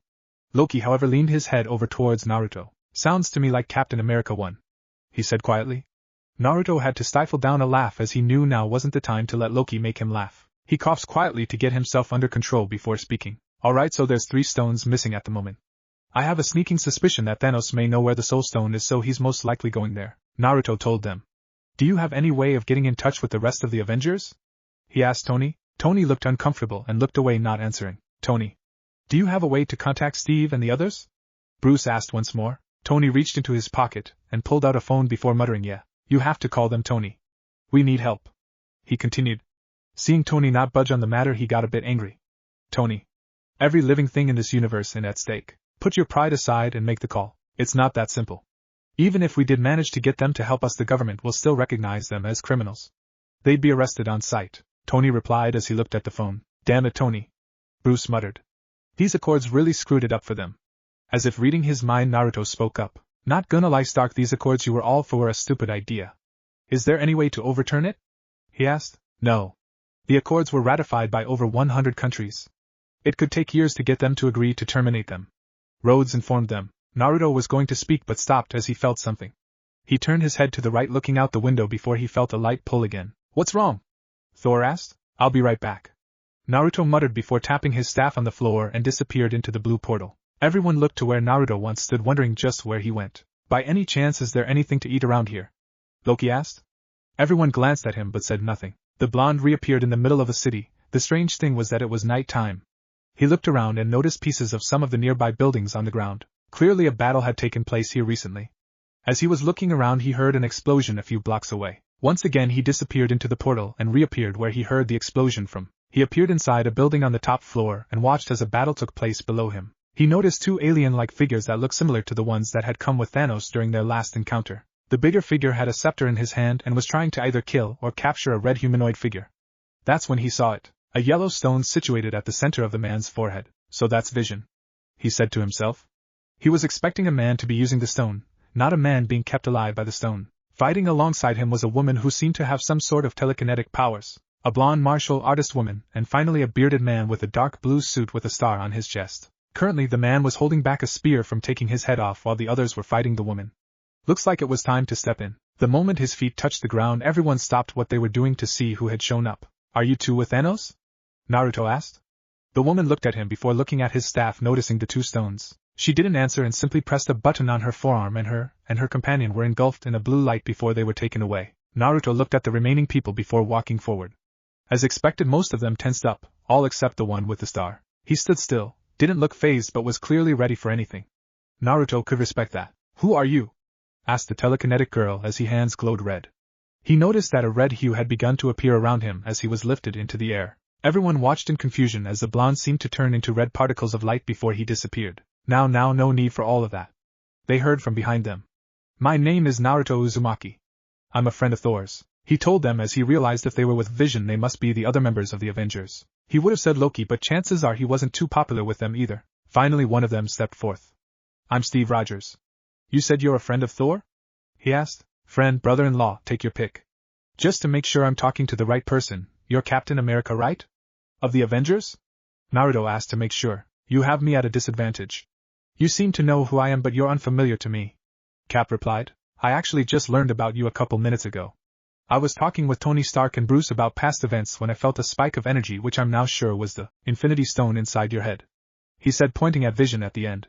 Which I'm assuming they wanted to take. Captain America was going to ask how he was sure it was the stone but stopped as he finally noticed the stones. From the angle where he was he hadn't seen them when he forced the two aliens to retreat. They were indeed here for the Midstone. What are your intentions? Vision asked. Originally I was going to ask the wielder of the stone to hand it over, but it looks like that stone is what's keeping you alive. He answered. The blonde woman stepped forward, a frown on her face. Okay, hold on. You said you were with Thor, where is he? She asked. He's back at the Avengers headquarters. We need your help.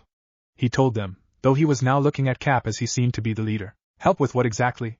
Cap replied. It's a pretty long story, how about we talk about this elsewhere? He could see the hesitance in their eyes, and he couldn't blame them. He was a complete stranger who suddenly came to their aid and had 2 Infinity Stones in his possession, one of which he was familiar with. Alright, how about I go get Thor if it'll make you guys a bit more at ease? He asked. Without giving them a chance to reply, the blonde summoned a portal behind him and disappeared. He reappeared back at Avengers HQ and quickly scanned the room for the Asgardian. Thor, I need you to come with me for a while. Your friends aren't exactly trusting me right now, he told the man. Thor nodded and downed his beer he had been drinking before standing up. Hold it, Tony said. If Thor is going, so is Loki. I don't know if he's turned over a new leaf or whatever, but I'm not risking him staying here. The god of mischief just smiled, glad he could still get Iron Man on edge. Alright, fine. It'll make it a little more difficult, but I can manage. Let's go. With that, the 3 men disappeared from the room. Back with Captain and his team, they all began to wonder what was going on.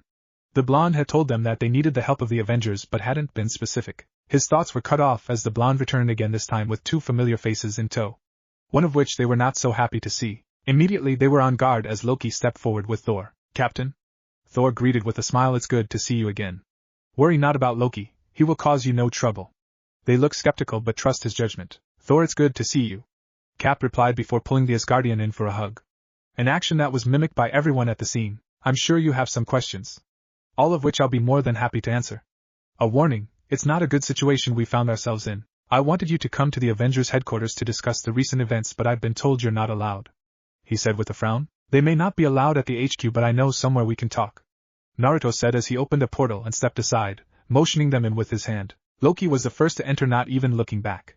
The rest followed after being reassured that he could be trusted. Captain America looked around in both wonder and confusion at the semi-ruined city the blonde man had taken them to. All around he could see people working together to rebuild damaged buildings and streets. He looked up at some of the ones that were intact and was in awe at how much gold lined the city. Welcome, friends, to Asgard, Thor announced, or what's left of it at least.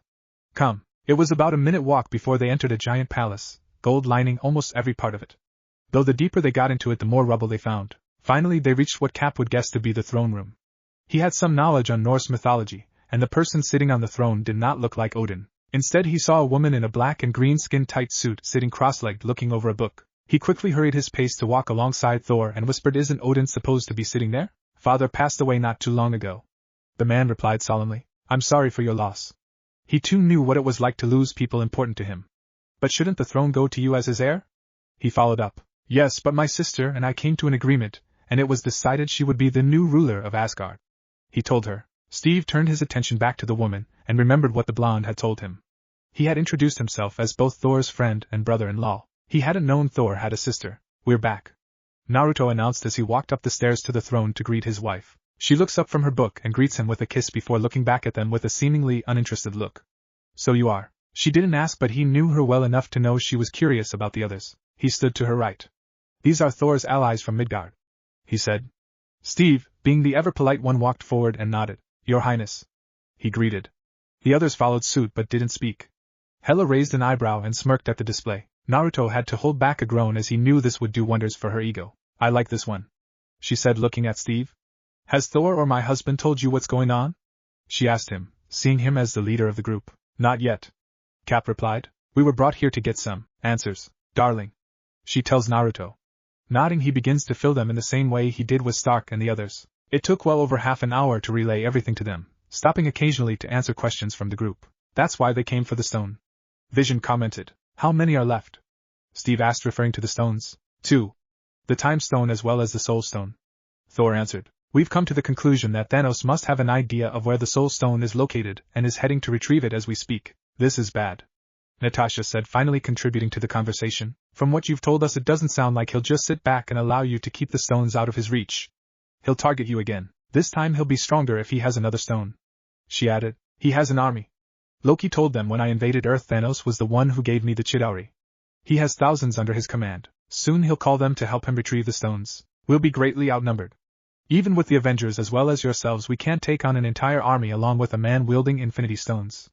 Vision commented. We'll need a lot more help. Steve, having been quiet, nods to himself. I think I know where we can get it, he said before looking at Naruto. Do you know where Wakanda is? No, that's a bit after my time. I've been sealed up for a long time. Who knows, though, it might have been around if it's really well hidden. If you know where it is, though, I can get you there. Naruto told Cap. I have a way to contact an ally there. If you can drop us off in East Africa, we can take care of the rest from there. The blonde closed his eyes as he tried to picture a map of Midgard in his head. East Africa. It's just that giant land mass, correct? Mostly dirt. The short blonde woman of the group was the one who spoke next. It's not all like that, but for the most part, yes. That's the one. Naruto was about to say something to Thor but stopped when he noticed the bearded man's eye.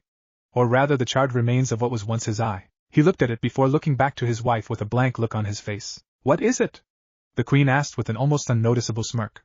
She knew what he was about to ask. What is it with you and trying to gouge people's eyes out? You did that to at least 10 people every time we were in a battle. He shook his head in exasperation before focusing on Thor. Thor. Stand still, he commanded. The son of Odin frowned but did as he was told. The group watched in varying degrees of shock as he placed his hand over the injured eye, and within seconds it began healing. The damaged skin began regaining its color, and once he removed his hand, a perfectly working eye was staring back at him. Sorry, that's been bugging me for a minute now, the blonde commented casually, as if he hadn't just regenerated another person's body part with ease. Clapping his hands, he turned back to a still shocked Captain America. All right. Wakanda.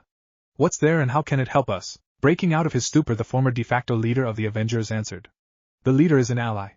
He has an entire nation under his command. They have some of the most advanced technology, and their army can greatly boost our numbers. If Thanos really has that many people under his command, we'll need every soldier we can get. Naruto nodded. This would definitely help. Alright, are the others with you going as well, or should I take them back? Cap glanced at the rest, all of whom nodded back at him. They'll come with me. If you don't mind me asking though, what are you gonna do? You should try and recruit powerful allies back on Midgard. Thor pitched in. That's not a bad idea, Naruto admitted. I'll ask Stark if he knows anyone else that could lend us a hand.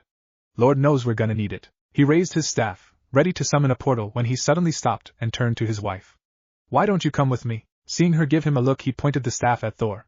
He can stay here and keep things under control while you're gone. The people seem to like him and will most likely work better if he's the one who tells them to. Loki will stay here too. And why do I have to come along? She asked. Yes, and for that matter, why do I have to stay here as well? Loki added. Because it'll be fun. We've been unsealed and we're about to fight in another war. Might as well enjoy ourselves while we can, he replied to Hela before turning to the god of mischief. As for why you gotta stay here, in case you guys get attacked again, it'll be better for Thor to have backup of your caliber than by himself. Hela sighed. He was right. As much as she wanted to take her rightful place on the throne, they were going to be battling once again soon. Fine, I suppose you're right. Thor, you're in charge of this place while I'm gone. Do try not to damage the place any more than you already have. To which the god of thunder just gave her a blank look, one that the blonde also gave her. Ignoring the two, she walked up alongside him. Finally, Naruto turned his attention to Vision. More specifically, he turned his attention to the yellow infinity stone in his forehead. He stared at the stone before beginning to make his way to him. The others, though they knew he was an ally now, couldn't help but tense up as he made his way. So this is keeping you alive? Vision nodded. That is correct. The Mind Stone powers me. If what we've been told is true, then Thanos will most definitely be targeting me soon. I wouldn't say soon. I have reality and space, you have the mind, and Thanos has the Power Stone. That only leaves time and soul. My guess is he's gonna go for the Soul Stone first. Unless he knows where they are, which is doubtful. He'll be occupied for a while. Naruto reassured. How do you figure that? Steve asked. If he knew where they were, he'd already have them in his gauntlet when he arrived on Asgard. We have some time. When I finish my business on Midgard, I'll try and use the reality stone to create an alternative power source for you in order to take the stone. Sending you into battle with a stone in your head is a bad idea. With his piece said, he tapped the staff on the ground, willing the dark blue portal to open. Captain America and his team walked through after a quick reassurance from Thor, followed by the blonde and the queen. The group reappeared in what seemed to be the wilderness. Contrary to what the blonde thought, they were surrounded by bodies of water and grass. Did I get it right? Naruto asked Steve as he looked around. I think you're a little off. The blonde woman, Natasha, said as she pointed to the surface of one of the bodies of water. I see a hippo's head. Well, it's probably a whole hippo, just that the rest of it is under the water. Steve replied, amused at the looks he got from his friends. You teleported us to the Okavango Delta in Botswana. Natasha continued. But is this Africa? Naruto asked. Well, yes, it's Africa, just not East Africa. We're a little south. It's fine though, I can contact him from here. Cap replied as he went in for a handshake with their new ally. Do you have a way we can communicate with you? The blonde returned the handshake but shook his head. Not really, I just teleport to whoever I need. We'll get something for you to get in touch with us from Wakanda. Sounds good. Just let off a small amount of power from the stone and I'll be able to sense it and come to you should you need me. He replied before turning back to Hela. Come on dear, let's go ask Stark if he has any leads of potential allies. The crew watched as the man and woman disappeared into another portal, leaving them alone in the wilderness. Once they were gone, Natasha was the first to speak. Was it just me or was anyone else afraid the queen was going to try and kill us all? Her stare was somewhat imposing, but I don't believe she means us any harm at the moment. Vision answered. Cap nodded. She definitely has a powerful presence. So does Naruto. I can't believe he's actually married to her. How do they work considering his personality is almost the opposite of hers? She wondered. Her question went unanswered as Steve took out his communication device he had received from the king. Avengers HQ. The two deities appeared in the same spot the blonde had taken off from when he sensed the Mind Stone go off. Naruto noticed the one called Rhodes was missing from the room, leaving only Stark, Bruce, and Peter Parker. He didn't dwell on it for too long though as Stark finally noticed them. He's back. And look, he's brought company. Tony announced to Peter. Naruto nodded happily. I have.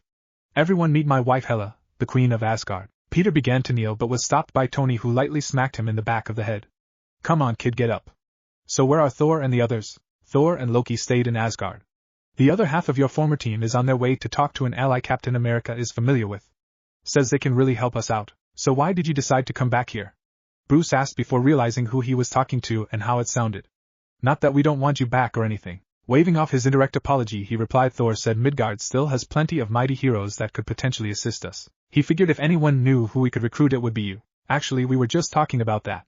There are some people whose help would be invaluable. Bruce told him before looking at Tony to explain. Hela, who'd been amusing herself by staring at Peter until he looked away in discomfort, clapped her hand twice. Well?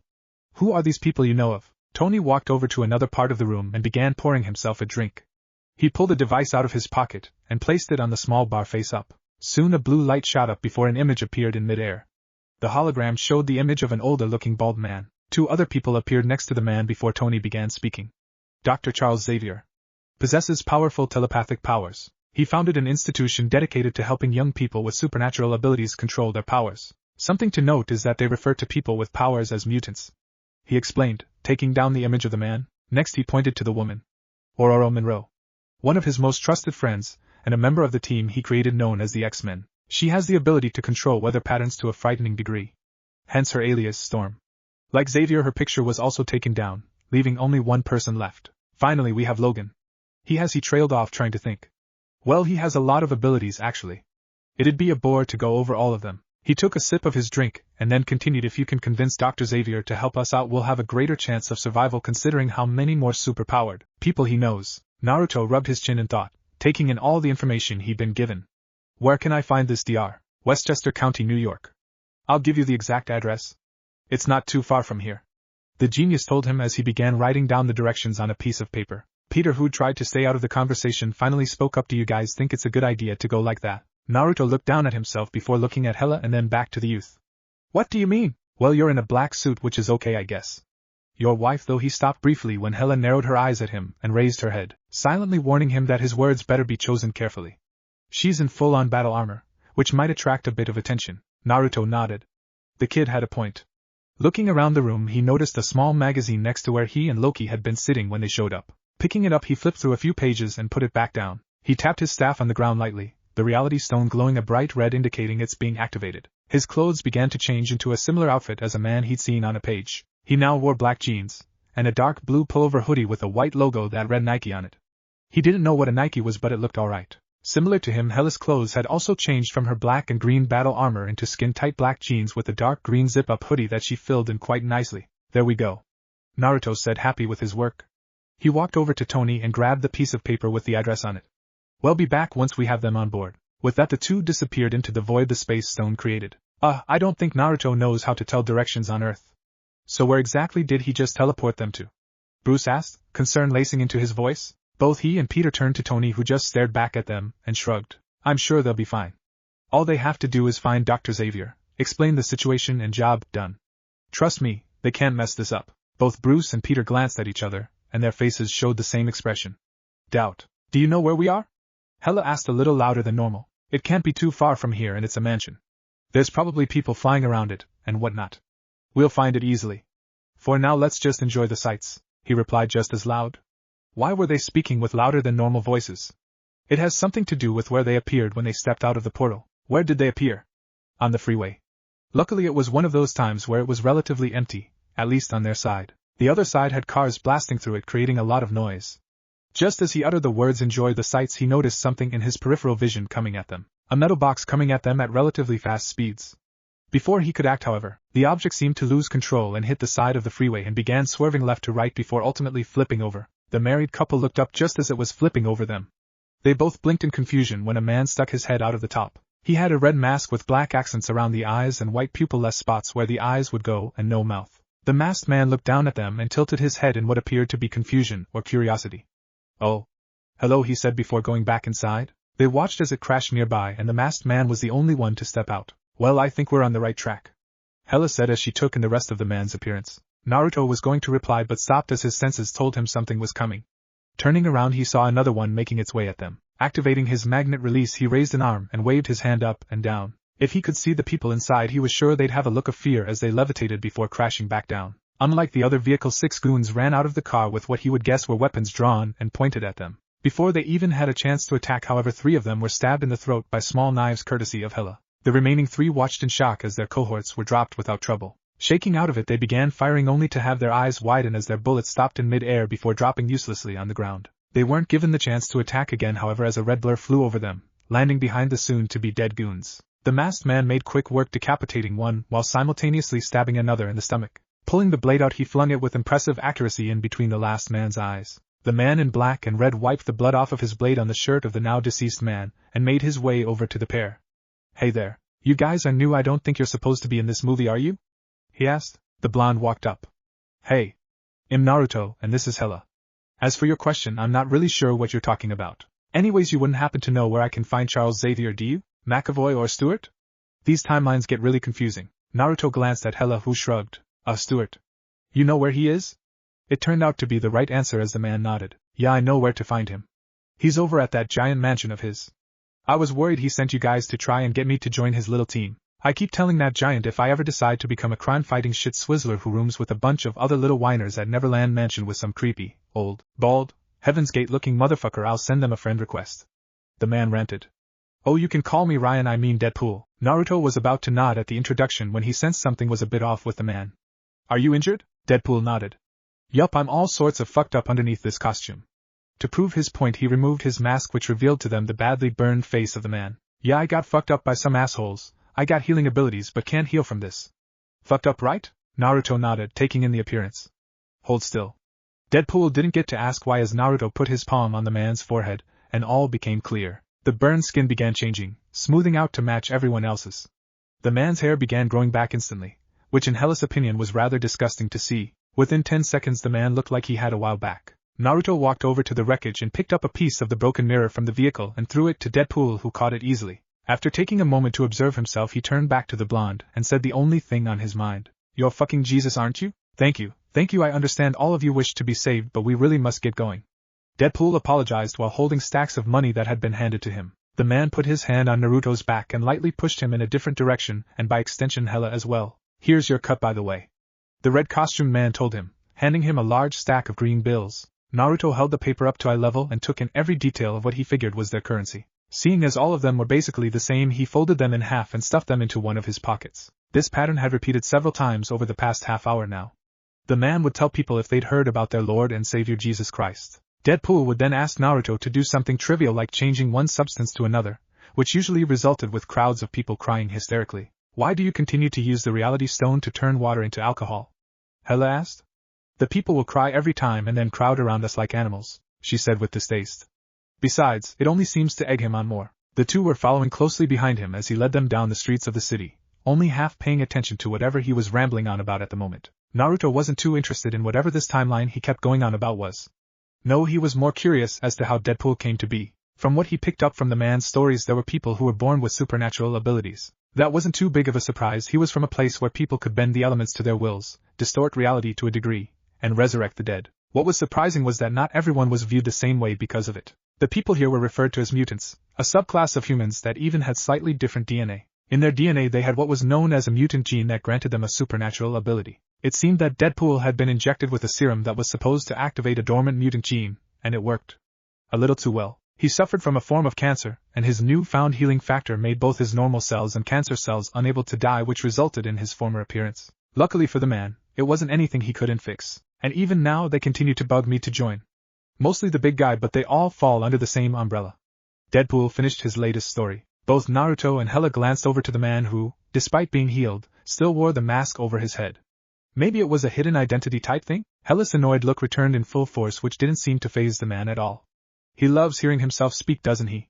It's clear he's not all that there. Seriously, in the small time that they'd been together, he hadn't stopped talking. It was tolerable the first minute they met, but the moment Naruto used what Deadpool had dubbed a Jesus miracle, he pestered them to no end. He inquired about their other abilities like a child who just discovered something new. Can you walk on water? Can you turn water into wine? Etc., etc. It didn't help that the answers to most of his questions were yes. Without unwrapping her arm from his, she spoke again. You just had to humor him, didn't you? Naruto chuckled. He knew his wife was quick to annoy, having been on the receiving side of her snarky comments and attitude multiple times over the years. I like him, he's funny. Having been sealed away for so long, it's a breath of fresh air. The closest thing I've had to amuse me since we were freed is your brother Loki, he said, referring to them messing with Thor when they went to speak to Tony Stark. Hela raised an eyebrow at his statement. So you're saying our time together after being freed wasn't to your liking? That was pleasurable. I hadn't been able to make love to my wife in a long time, so believe me, I loved every minute of it. I mean it more in the sense of being amused by something. I know what you meant. I can see how the two of you would get along.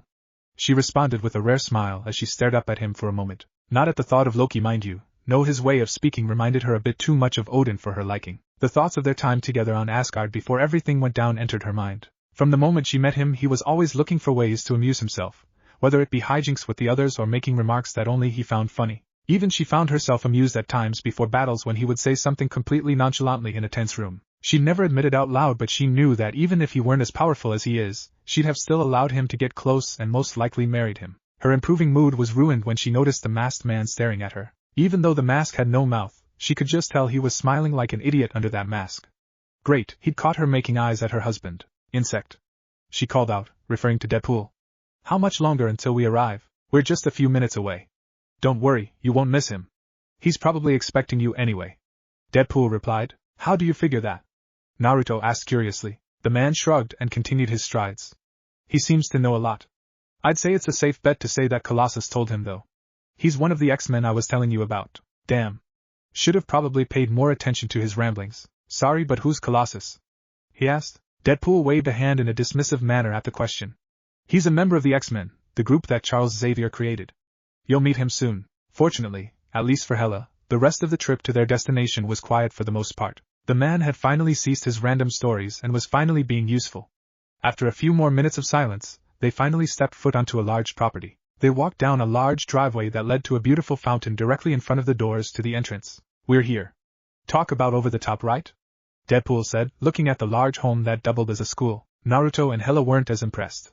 Compared to Asgard, where things were literally lined in gold, this was actually underwhelming. Their own home that they'd been gifted by Odin after their marriage was almost like a palace. Golden fountains, precious metals lining the walls and floor, and more space than they'd ever occupy. Still, for a human home it wasn't too bad, they supposed. Just a heads up, I won't be joining you from here. I have a couple things I need to take care of. Deadpool informed them. No matter. Hela responded quickly. Naruto gave her a brief look that she knew to mean behave. The woman rolled her eyes but complied and didn't say anything after that. Take care of your business. Thank you for bringing us here. Naruto thanked the man. Deadpool gave a salute, and quickly turned around preparing to leave. I'm sure I'll be seeing you guys again real soon, you wouldn't be here otherwise. Naruto nodded once again and watched the man depart. Looking over to his wife, he motioned her to follow him, and walked up to the door. Knocking twice, the two didn't have to wait long before the sound of steps could be heard getting closer and closer. When the door opened, they were greeted by the woman Tony Stark had informed him was Ororo Monroe. Hello, is there something you need? She asked politely. Though she tried to be discreet, either Naruto or Hela missed the way her eyes gave them a once-over, almost as if discerning whether they were a threat or not. Hello, Ms. Monroe. Naruto greeted with a subtle nod of his head. My name is Naruto Uzumaki and this is Hela Odin's daughter Uzumaki. We have some important news we'd like to discuss with Dr. Xavier. Is he around by chance? Naruto asked. Odin's daughter? As in the daughter of Norse god Odin? Ororo. Hela rolled her eyes. Yes. It's Uzumaki now, but I suppose you mortals can refer to me as Odin's daughter. Their conversation was interrupted by a third voice that came from behind the woman. Opening the door slightly wider so that the man could be seen, Naruto smiled, having found exactly who he was looking for. Good afternoon. The bald man on the wheelchair greeted them as he rolled up to the door. Dr. Charles Xavier, owner of this institution. To what do I owe the pleasure of having a Norse goddess and her husband visit? He asked. The man must have seen some things in his life if the presence of two gods didn't faze him. Aurora looked from the pair to Charles with a confused look on her face. Oh, I thought you were busy today? The bald man shook his head no. No, I believe they are the ones Peter told me about earlier today. They were seen stepping out of a portal and later on with Mr. Wilson, partook in some interesting activities from what I've been told. People have claimed Jesus has returned, he said with a chuckle. Hela rolled her eyes and shook her head. She knew humoring that man would be a bad idea. Naruto meanwhile partook in the laughter.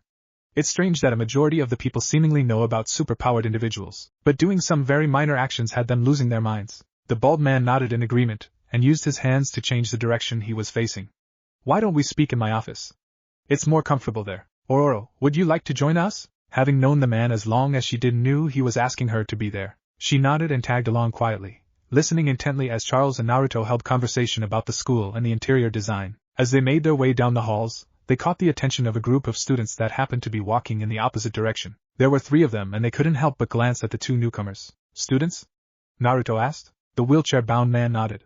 Correct. Seeing as we have their attention, I'll introduce them. The first was a man wearing all black with some red-tinted glasses. He was relatively tall but not very imposing. The next was a woman with brown and white hair. She was just a bit shorter than Hela but had a great figure. Her demeanor wasn't as confident as the man next to her, and she seemed almost sad. Naruto noticed how she did her best to stay far enough away that her hand wouldn't even brush up against anyone's. Usually it happened by mistake, but for her to consciously be avoiding it, something wasn't right. Next to her was another woman, this one slightly taller than the last with red hair and an equally great figure. She stood tall and exuded confidence the way the man did. She was staring at the 2 of them with curiosity in her eyes but also a mix of suspicion. Scott, Anna, Jean? I'd like you to meet Mr. and Mrs. Uzumaki, Charles said. Naruto walked forward and took Scott's hand. The man shook his hand and looked him in the eyes and nodded. A pleasure, Scott said, to which he replied likewise. Jean moved over and went next, something that again didn't go unnoticed by either of the 2.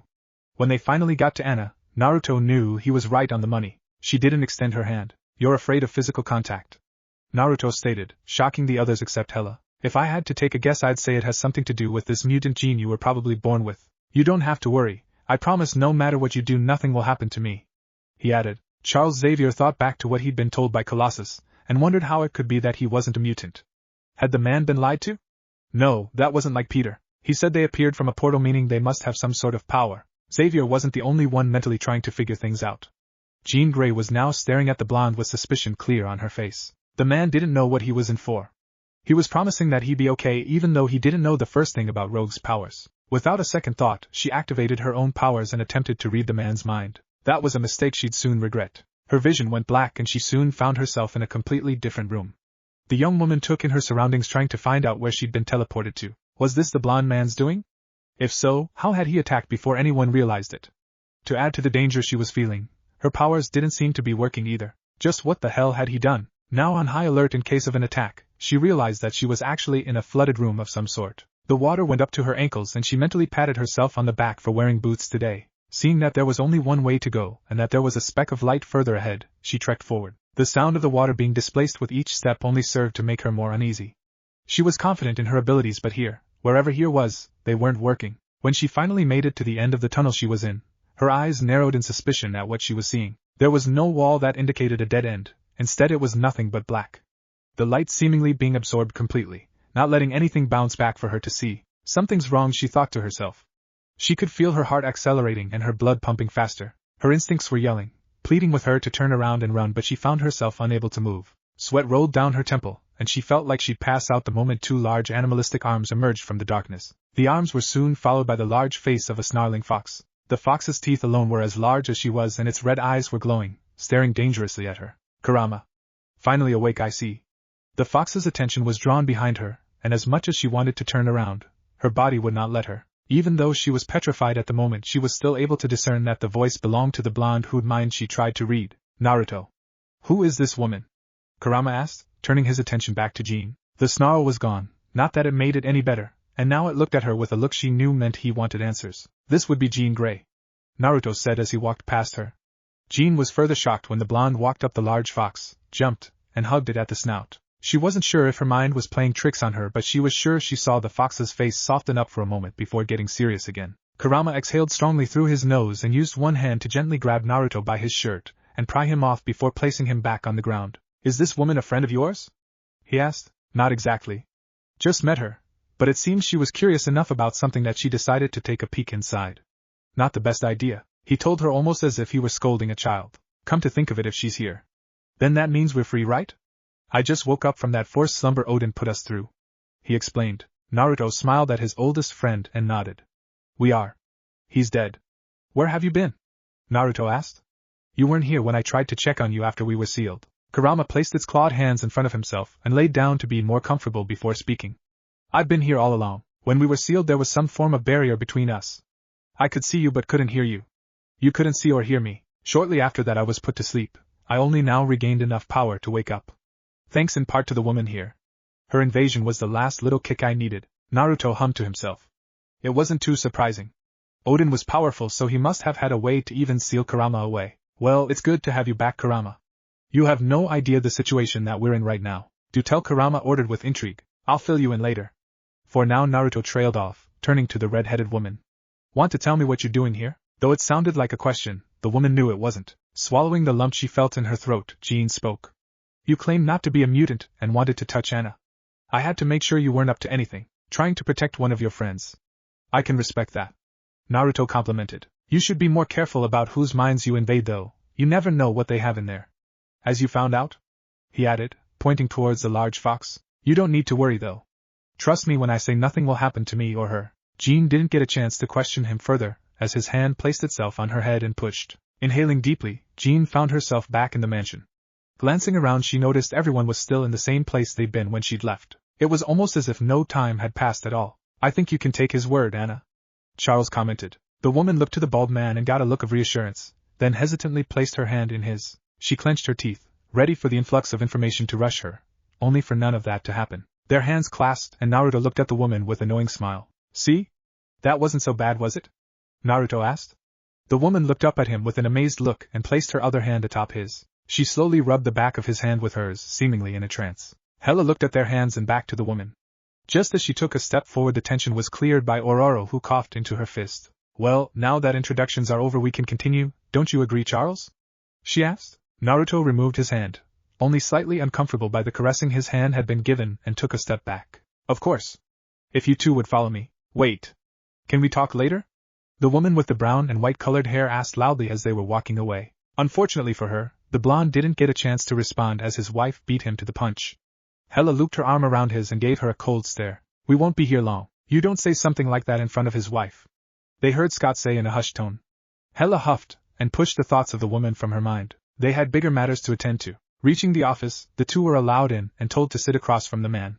Ororo took her place next to the elder man and stood up straighter. So tell me, what can I do for you? He asked politely. The married couple glanced at each other, having a brief conversation with just a look. Hela crossed one leg over the other and rested her hand on a fist, content with letting Naruto do the talking. Tell me, Mr. Xavier. Have you ever heard of the Infinity Stones? The next hour was spent with them being caught up to speed on the current happenings of the world. The Infinity Stones, Thanos' plan, and the destruction that would soon happen if he were to collect all 6. Charles and Ororo looked deeply worried by what they just heard. Ororo mostly thought about the students while Charles was more focused on the world repercussions it could have. This is a dire situation. You said Thanos already possesses one of the stones? The bald man asked. Naruto nodded. So there are 5 left to be found. That gives us time to prepare. I have no doubt that despite our differences in views even he would agree that this is worth uniting for. Aurora looked slightly shocked at his words. You're planning to ask Eric for help? She asked. What if he goes looking for the stones himself? Won't do him much good. Without a suitable medium to channel the power through, they're useless. Also, there's only 2 stones we need to worry about at the moment, Naruto said as he stood up. Extending an arm he revealed his staff and the 2 X-Men's eyes were drawn to the glowing blue and red stones embedded near the top. We already have the space and reality stone. I know where the Mind Stone is and Thanos has the Power Stone. All that's left unaccounted for is the Time Stone and the Soul Stone, Hela continued. Thanos already sent minions to try to collect the Mind Stone and failed. Our guess is he's heading for the Soul Stone first before making a move again. Before I can get another stone, however, I'm going to need a new staff. This one is powerful, but it won't be able to withstand more than the 2 stones it has already. I'll need to deal with that first. Naruto finished. I see.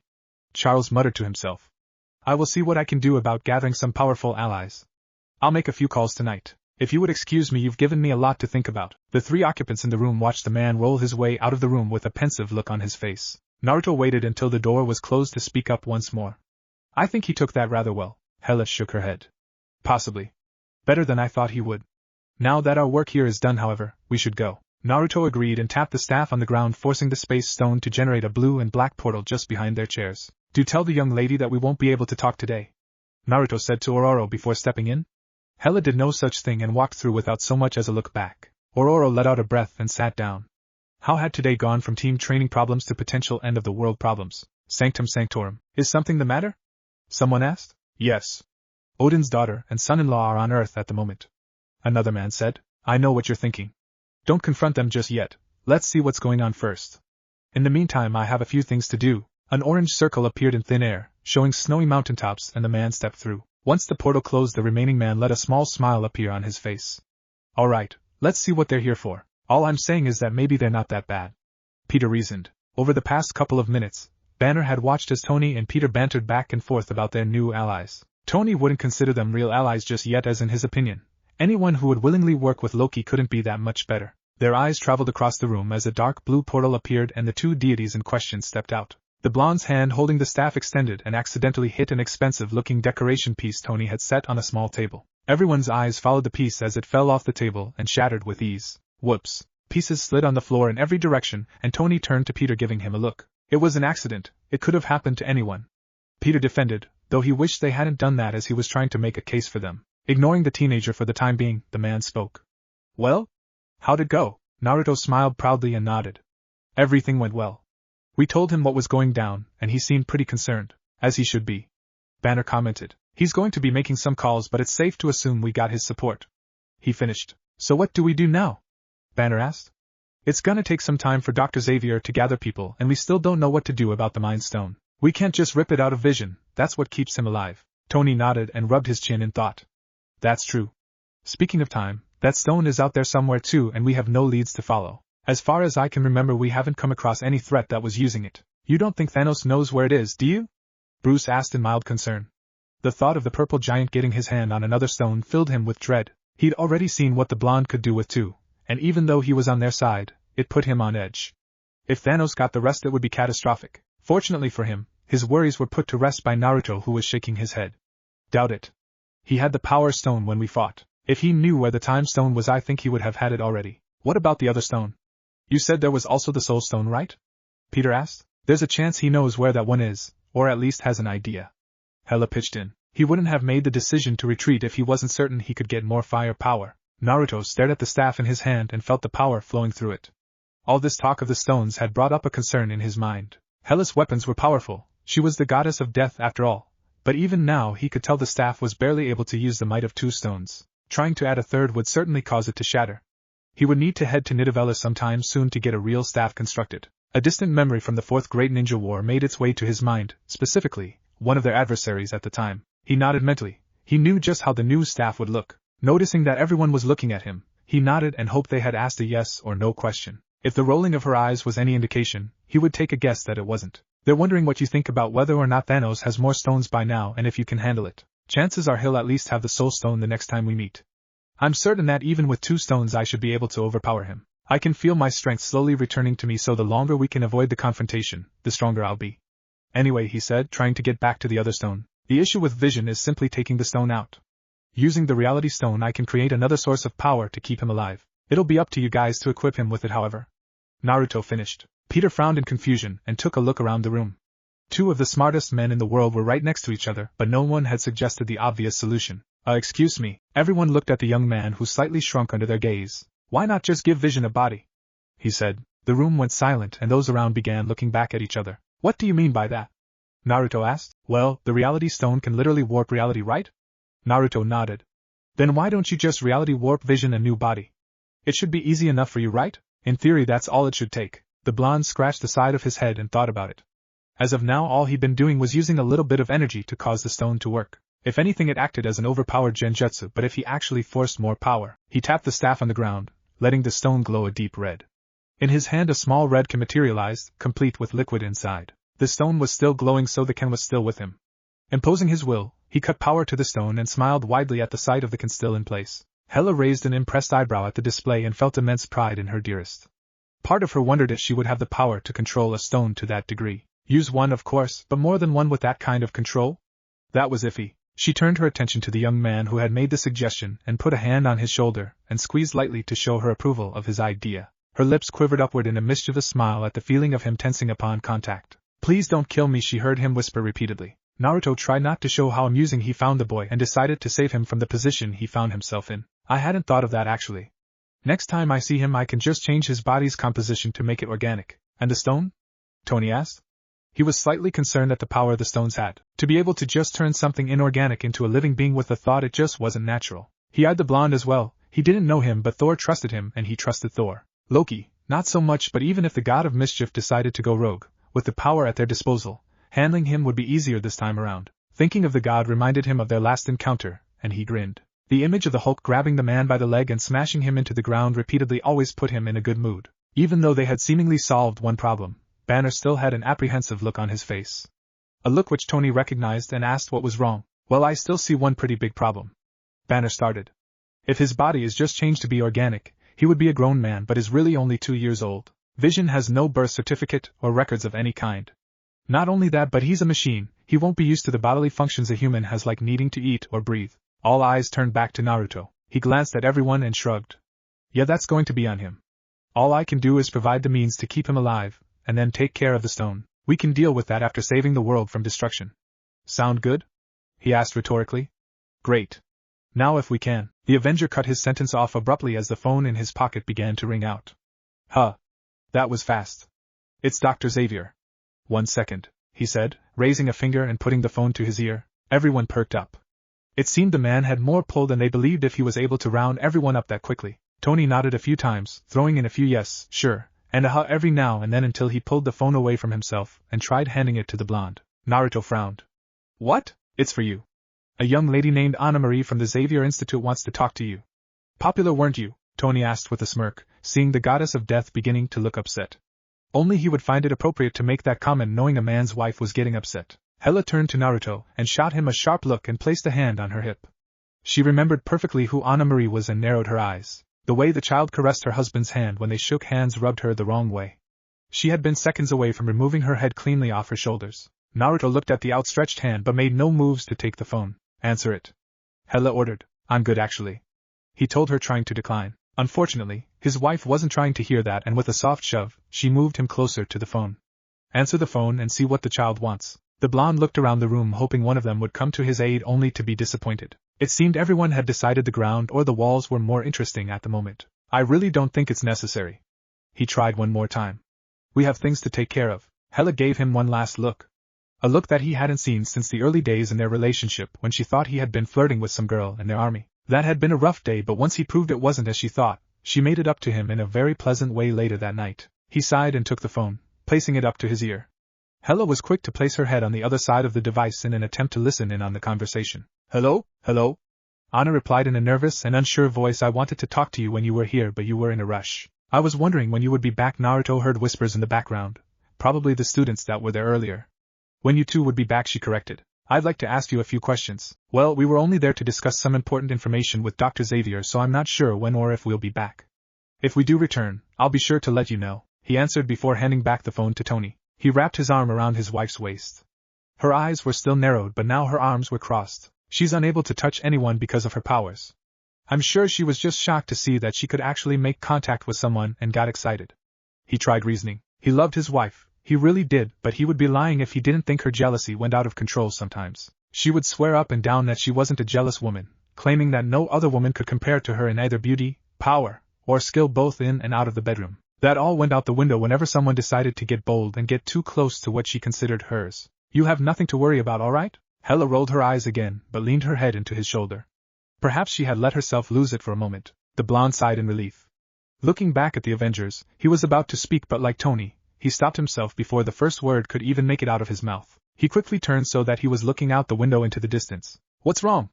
Peter asked, trying to see if anything would set his spider sense off. A stone is nearby, Naruto replied. It's staying in place, activating and deactivating. Whoever has it is either practicing with it, or they're trying to get attention. Tapping the staff on the ground, the dark blue and black portal opened behind him. I'll be back in a moment. If all goes well, we'll have another stone, he said. Hela took his arm and followed him into the portal. Once closed, the remaining men glanced at each other. You don't think it's a trap, do you? Peter asked. Tony shook his head. Can't say for sure. If they know someone has 2 stones, they wouldn't want to draw attention to themselves. We'll just have to let him handle it, and hope for the best. The married couple appeared a few miles out in the middle of the large city, ignoring the looks from the civilians going about their day. Naruto walked in the direction he felt the stone until suddenly, the feeling stopped. This is it. 177A Bleecker Street, Naruto read. Walking up the steps, he raised a hand to knock on the door. The moment his knuckles made contact with the blue door, the environment changed. The street they were on had been changed into a dark room with multiple glass display cases and a large circular symbol on the side of the building. A bit of light shone through the slightly tinted glass. Well, this is new, Hela commented, not at all impressed by the display. Her finger ran across one of the display cases and she wrinkled her nose at the dust that had stuck itself to her. This place is filthy. If there's one thing I can't stand, it's a dirty home. That sounds like something an upset mother would say. Naruto snorted. Really? She asked in a sardonic tone. Perhaps after all this is over you can make good on that promise you made to me before we were sealed away. We can see if I really do say that. Naruto and Hela. They heard from above them. Neither bothered to get into any sort of fighting positions even as the singular man floated down until he was standing right in front of them. Odin's 2 most valuable. They stared at the man before them, each taking in his features and measuring him up. The man seemed to be somewhere in his 30s with a small goatee and wore a blue outfit that seemed almost black in this lighting, along with the red cape, and finally a gold necklace around his neck. Naruto also took note of the cape the man wore, and how it seemed to flow even though there's no wind blowing at the moment. Maybe I should get one of those, he whispered to his wife. You will not. Their eyes moved to the necklace and Naruto instantly knew that's where the stone was being kept. You can put the staff down if you like, the man said, motioning to the small holder that had suddenly appeared next to him. The blonde shook his head. He made sure to grip the staff at the part where the infinity stones were being kept, and since he wasn't on guard yet, Naruto knew the man couldn't sense them like he could. I'll pass. You have us at a disadvantage, Mr. Naruto trailed off. My name is Dr. Stephen Strange, Sorcerer Supreme. He introduced himself. Naruto nodded politely, his head turning slowly as Strange walked by them to lean against one of the walls. A pleasure. Can I presume you called us here on purpose? Naruto asked. Dr. Strange confirmed his suspicion with a slight incline of his head. That's correct. Suddenly, the room changed once more and they were now seated on some admittedly comfortable love seats. Naruto and Hela sat next to each other, while the sorcerer sat across from them with a pensive look on his face. As comfortable as we are, Naruto began. Would you like to enlighten us as to why we're here? Dr. Strange leaned forward in his seat. One of my responsibilities as Sorcerer Supreme is to keep track of beings that could potentially be a threat to the Earth. His eyes slowly drifted to the soul woman in the room. I had this same conversation with your brother Thor not too long ago, although in his case it was for bringing Loki. Hela laughed. I can see why you would want to keep track of him. The reason you two are here is because, like Loki, you're some of those beings, he revealed. Naruto raised an eyebrow. He hadn't seen that coming. So you want to know why we're here? To my knowledge, the two of you were a well-guarded Asgardian secret, sealed away for whatever reason Odin saw fit, he concluded. So why are you on Earth? Hela smirked. Well, it didn't work out for the old man, did it? A pity he was dead by the time we returned. Naruto ignored his wife for the moment and leaned back. I'm glad you asked. Tell me, on that list of yours, is there a person named Thanos? The name isn't familiar to me. The man responded evenly. Figures, he thought. Naruto was glad the man allowed him to speak without interrupting, as he gave him the same information he gave Xavier. The man listened to every word and looked more serious the longer the blonde spoke. It was clear to see that Thanos was the true threat to the world at the moment, so he plans to wipe half of the universe. Doctor Strange said with a tone of disbelief. He'd heard some things in his time, but this was a whole new level of crazy. That's right. So we're going to put a stop to it. To do that, Naruto pointed the end of the staff at the man's necklace.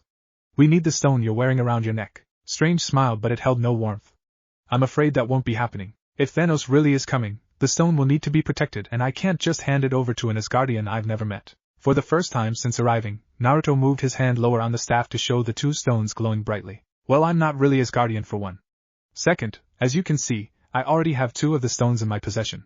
The Avengers are already working with us, as is Charles Xavier, so again I'll ask politely. Please hand over the stone. His voice, while still calm, held some force behind it. A yellow portal passed through the room, and like before, they were in a completely new area. Here again? Hela asked, seeing the large green field they now stood in. This is where Odin died. If you want the stone, you're going to have to take it by force. I'm not handing it over. Naruto sighed. He really hoped the man could have just listened to him talk and see things his way like when he was younger. Times really had changed. Looking over at his wife, he spoke the same words she told him when they'd been recently freed. Don't interfere. Doctor Strange began to float in the air, and golden rings spinning clockwise began to appear along his sleeves. Doing as she was told, Hela created plenty of space between herself and the 2 men.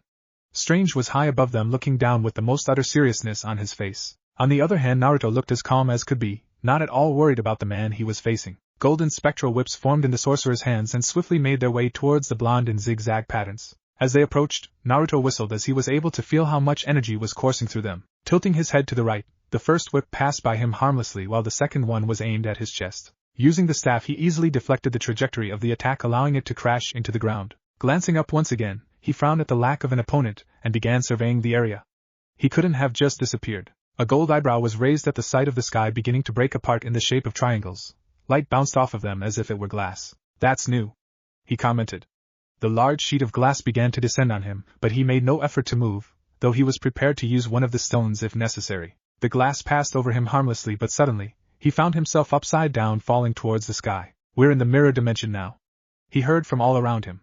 Here, I'm in control. Naruto finally found Doctor Strange. He was hovering in front of him, moving his hands in an intricate way with his magic. Magical circles began to appear all around him, each with illegible text scribed on them. The blonde's eyes widened when each portal created 10 of those whips and latched onto him, slowly applying more and more pressure onto him. Doctor Strange watched as the whips quickly enveloped every inch of him until a golden mummy-like object flowed in the sky. The man frowned. At the simplicity of the battle, something wasn't right.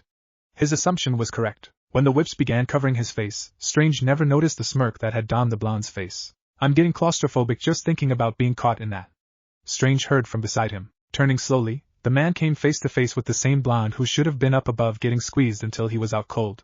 What? Making a single hand sign, the Naruto trapped inside the makeshift cocoon exploded. The staff was then pointed at the man, who was quick to conjure a large circular shield in front of him to protect him from the red blast that was aimed at him. It was a relatively low-level blast, meant only to test the defensive capabilities of his magic. Strange has good reflexes. He blocked the attack when I was only a foot away and was already conjuring up another attack with his free hand. Naruto thought, mildly impressed. He was no Sasuke in terms of speed, but still rather impressive. The world shifted once more, and again, the blonde allowed himself to fall, if only to see what the sorcerer would do next. He was definitely interested in this magic he wielded, and wanted to see much more. Giant spectral arms appeared out of thin air, all reaching for and trying to punch at the blonde. Unlike before, he didn't have a clone on standby to switch places with, so he would need to actively maneuver to avoid being grabbed. As long as we're in this dimension, Strange can do damn near anything he wants. I'll need to get out before I can start fighting back, he thought. In the distance he could see the border of the mirror dimension slowly turning in place. Locking onto Strange, he disappeared and reappeared in front of the now shocked sorcerer. Another shield was conjured to stop the punch that had been sent his way. Naruto's fist collided with the barrier, created several cracks in it. He aimed the staff at the barrier, and the reality stone began to glow brightly. Sorcerer or not, you're still human. Once the shield breaks, you move aside, Naruto thought. The cracks became more profound until finally, as he predicted, the shield could bear no more. Millions of smaller cracks appeared on the shield until it finally burst under the immense pressure. As predicted, Strange moved his body aside to not get hit by the concentrated power of the stone. Naruto smiled. Everything went just as planned. The attack wasn't cancelled, and it soon found the border of the dimension, easily destroying it in the process. The world was right side up once again. Doctor Strange was down on a knee panting slightly but righted himself a moment later. Naruto was impressed. Taking the full brunt of an infinity stone and managing to hold it back even for a split second was something to be praised, but it definitely took a lot out of the man. That mirror dimension and the attack from the stone took a lot out of you. Naruto commented. You sure you don't want to just reconsider? The answer was Strange getting himself into a fighting position once again. Sighing again, Naruto realized the only way he would listen would be if he had no choice. Just like Madara had only listened to Hashirama after he'd been screwed over by Zetsu and Kagaya, it seemed Doctor Strange would need to be out of commission. Bending his knees, he jumped high into the sky until he was a mere dot, and then disappeared. Strange looked over at Hela, who was filing her nails. She felt his gaze and shrugged uncaringly. Don't look at me. I'm not sure what he's doing either. The cloudy sky began to darken even though it was supposed to be light out. The clouds turned a deep dark gray and lightning flashed through the empty skies. Wind picked up rapidly and then a loud piercing roar echoed across the land. The clouds began to move into a swirl-like pattern, gaining speed as they did so. A single drop of rain fell, then another and another, until a light drizzle fell upon the battlefield. Strange kept his gaze up at the sky. He knew Naruto was up there somewhere. Another roar echoed, this one louder than before. The force of the roar was so great, the clouds cleared, revealing a large lightning dragon that was circling the skies. Strange didn't fear it, he'd seen worse with Dormammu, but he couldn't simply write it off either. The beast easily covered the battlefield, and then some. His eye spotted Naruto, carelessly riding along the body of the dragon, staring right back at him. The dragon followed his line of sight until it too was staring at him, and began to descend with its mouth wide open. Strange's hands moved rapidly, focusing on creating the strongest shield he could muster. His plan was derailed, however, as the dragon exploded into a shower of miniature dragons, each coming down faster than he could react. A smaller shield enveloped him, managing to stop the lightning strikes that were hitting. With the disbursement of the dragon, Naruto could no longer be seen. The flashes of light didn't help much either. Using a simple spell to locate someone, he saw the blonde with his hands in his pockets, falling alongside one of the dragons. Naruto raised the staff high into the air and enacted the second part of the plan. The dragons and lightning were to keep him busy, to hide the main attack. A red veil flashed across the area and Strange felt his stomach drop and dread filled his body. Behind the blonde was a giant meteor, perhaps just a bit smaller than the moon, making its way towards them. He's going to kill everyone. Strange muttered, trying desperately to think of a spell that could stop this. No. Naruto spoke from beside him. Hela and I will easily survive, and I'm sure the stone will too. I'll retrieve it afterwards, he said smoothly. Strange's shoulders dropped as the realization that death was imminent. Naruto looked at him, then Hela, and finally at the meteor. Just as it would have collided with the earth, it disappeared as if it were never present. What? Strange muttered. Naruto walked around him until he was kneeling in front of him and rested the staff against his shoulders. I didn't come here to kill you, Strange. I've never been one to kill people just because. I just needed you to see that fighting me would be pointless. If I really wanted the stone, I could have had it within the second the fighting started. All this to prove a point. Strange muttered in disbelief. Naruto laughed. Yup. So, care to hand the time stone over? Strange stared at him, and crossed his arms in a strange way in front of his chest. The golden amulet hanging from his neck shifted until the green light from the time stone made itself seen. The Sorcerer Supreme sat down with his legs crossed and brought his hands up. What is he doing? Hela asked, now standing beside him. Strange was floating a few feet off the ground, his body moving in erratic patterns with blurs coming off of him every so often. I'm not sure. The man stayed in that position for 5 minutes until he fell down, taking deep breaths with wide eyes. You alright? Naruto asked. Strange coughed but nodded nonetheless. What was that? I was looking into the future, seeing how safe the stone would be with me and my people. And? Hela asked, curious about this ability to see into the future. Thanos takes it from me every time if I keep it, he replied grimly. I have to know, what do you plan to do with the stones? Keep them out of Thanos' hands. He plans to erase half of every living thing in the universe. I plan to help those struggling. I'll make sure there's just enough so people everywhere have access to what's necessary for life. Evolution of their species will be up to them after that. You can think of me as something of an overseer. Doctor Strange stared at the blonde in front of him and grabbed the amulet. Pulling it off of his neck, he begrudgingly handed it over. Naruto took it from the man and put it around his neck. Grabbing the amulet itself, he forced it to activate and smiled when the mechanism opened. He wouldn't take it out just yet, he still needed the new staff. Standing up, he nodded to his wife. We got what we needed, now we just need vision, and we'll have 4. Turning to Strange, he continued. There's no doubt Thanos will be here soon. You know what's coming. If you want to help, gather everyone you can and prepare for an invasion soon. Despite having lost, Strange nodded. He was mature enough to realize this was bigger than himself and the stone now. While he may not like having to hand over the time stone, he would cooperate for the cause. Let's go.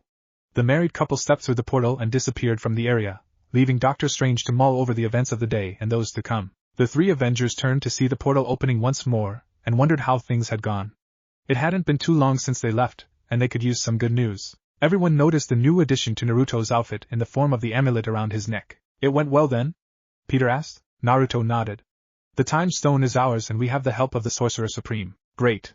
So what now? Bruce asked. The blonde shrugged. We wait until we can talk to Vision. Not sure how long that'll take, but I think we should call it a day, Naruto said, looking out to the darkening skies. Is there somewhere on Asgard for us to rest? Surtur caused a lot of damage. Hela was going to tell him that he was the one that used their buildings as nails but decided against it.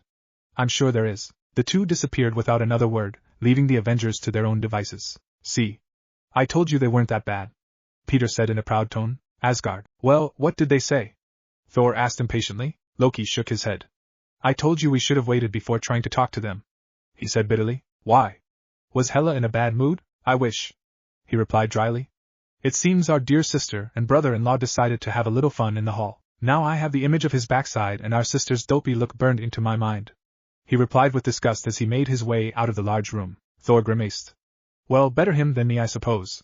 We can always use the time stone tomorrow. Naruto was the first to wake up from their nap. He ran a hand over the sheets that covered him and his wife's bodies and let out a content sigh. Even though the universe was in danger, he took a moment to revel in the feeling of once again waking up in bed with seemingly no worries. He looked over and saw Hela still blissfully asleep. He wondered what the people would think if they saw their new queen with her frazzled hair, messed up makeup, and a tiny bit of drool dripping out of the corner of her mouth. The thought was funny enough to almost bring a chuckle out of the blonde. He was sure she wouldn't find it as funny as he did. Turning away from his wife, he extended a hand and quickly closed it when the staff containing 2 stones landed in his palm. Raising the staff up toward the light, he admired the soft glow the stones emitted. It was difficult to believe that these tiny objects held so much power and propelled him to a new level. I wonder how these could have changed the way things went back home, he thought to himself. It wasn't often that he would reminisce about his past life, but every so often he couldn't help but think back. With the Infinity Stones a lot of events could have been avoided. Hell, even with just one his fate could have been altered. The chance of growing up with an actual family was one of many that could have potentially come to pass. As good as it sounded though, he knew not everything was as good as it seemed in his head. For all he knew his life could have ended up worse somehow. He remembered a time back when he was still part of Oren's main forces. Soldiers would always talk about what they would do when the fighting was done and how much better their lives would be after. For some that was true, for some it wasn't. All that showed Naruto was that the grass wasn't always greener on the other side. All things considered, his grass was pretty green. Once you were able to look past Odin's betrayal, his lonely upbringing, and his wife's occasional overreaction to other women talking to him, his life had turned out pretty sweet. He blinked rapidly and focused once more on the stones, or rather the area on the staff where the stones were embedded. The special material Hela could create was strong, very much so. However, the metal wasn't designed to contain power on this scale. His hand reached up to the medallion hanging around his neck and brought it up to eye level. The intricate pattern that protected the time stone quickly unraveled, revealing the dark green gem. He knew if he tried to integrate the stone into the staff, it would surely destroy it. It was doubtful that Thanos would show up now, but if he did there would be no medium to channel the power from, which would essentially mean he would fight a single, or double, stone titan without any of the stones he had. I need a new staff. Soon, he muttered. One specially designed to withhold the power of the stones. He already had the design in mind. He would just need to have it be made. Fortunately, he knew exactly who would be able to have it done. His eyes glanced up at the C shape at the top of his current staff and shook his head. As much as he liked the simplicity, it would need to be replaced. Naruto would be the first to admit the change in design wasn't for practical reasons. Thanos had a golden gauntlet, Adam Warlock had his belt, Thor with his hammer, Loki with his headpiece, Hela with the antlers, and so on. He was the only one who was missing a signature of sorts. Something that would forever be synonymous with him. His wife would likely argue that the stones themselves would be his symbol. Anyone that knew of the Infinity Stones would immediately think of him, since he would be their current wielder, but it wasn't the same. Is there a reason why you're staring at the stones so intensely, darling? He heard Hela ask. You have to channel energy through the staff to make them function. He stared at her with a blank face. Even though her hair and the blanket obscured most of her face, he was still able to make out the pleased smile on her face. One would think that as her husband he would be safe from her ridicule, but it seemed he was mistaken. I'm fully aware of how they work, he replied flatly. I was just lost in thought for a moment. What troubles you? She asked as she pulled the cover up to cover her body. Nothing troubles me. Just thinking of replacing this. I need the time stone integrated instead of just hanging around my neck. It'll be safer that way, he explained. Hela hummed to herself briefly. You'll need to go to Nidavellir soon then. You can have the staff made of Yaryu and not worry about overloading it. Naruto nodded.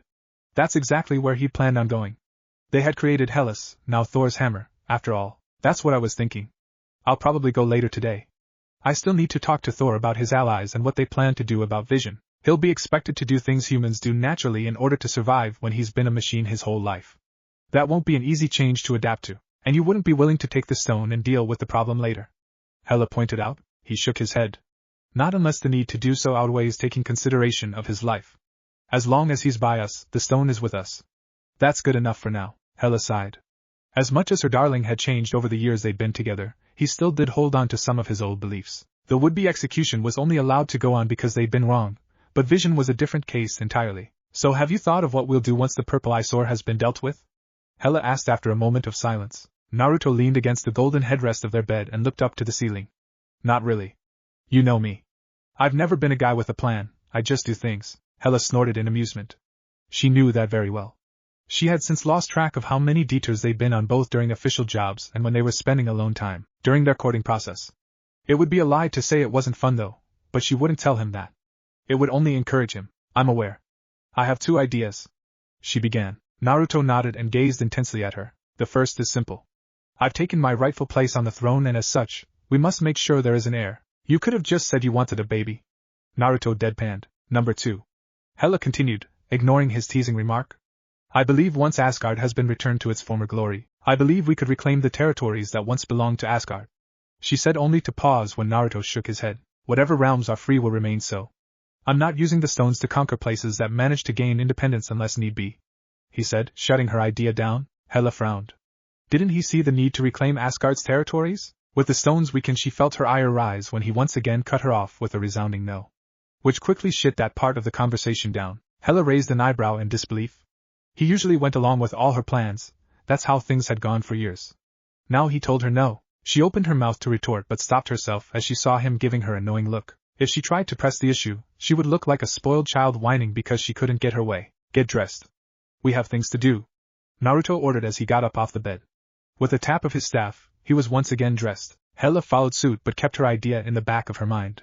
Perhaps he just needed time to come around. She could always try again in the future. What's first on the agenda? She asked as she stood up, feeling slightly envious that he could completely bypass the need to physically dress himself. Naruto turned around and glanced at her before going silent. Hela looked around the room, wondering what had caused the man to clam up until the answer hit her. She glanced down at her nude form and found that Naruto's blue eyes were still glued to her chest. Rolling her eyes, she picked up her clothing and made a point of covering up while keeping her eyes glued on his. If seeing me naked still gets you so excited you can't speak, then you're a child, she commented. Naruto shrugged. Doesn't matter if it's the first or the millionth time.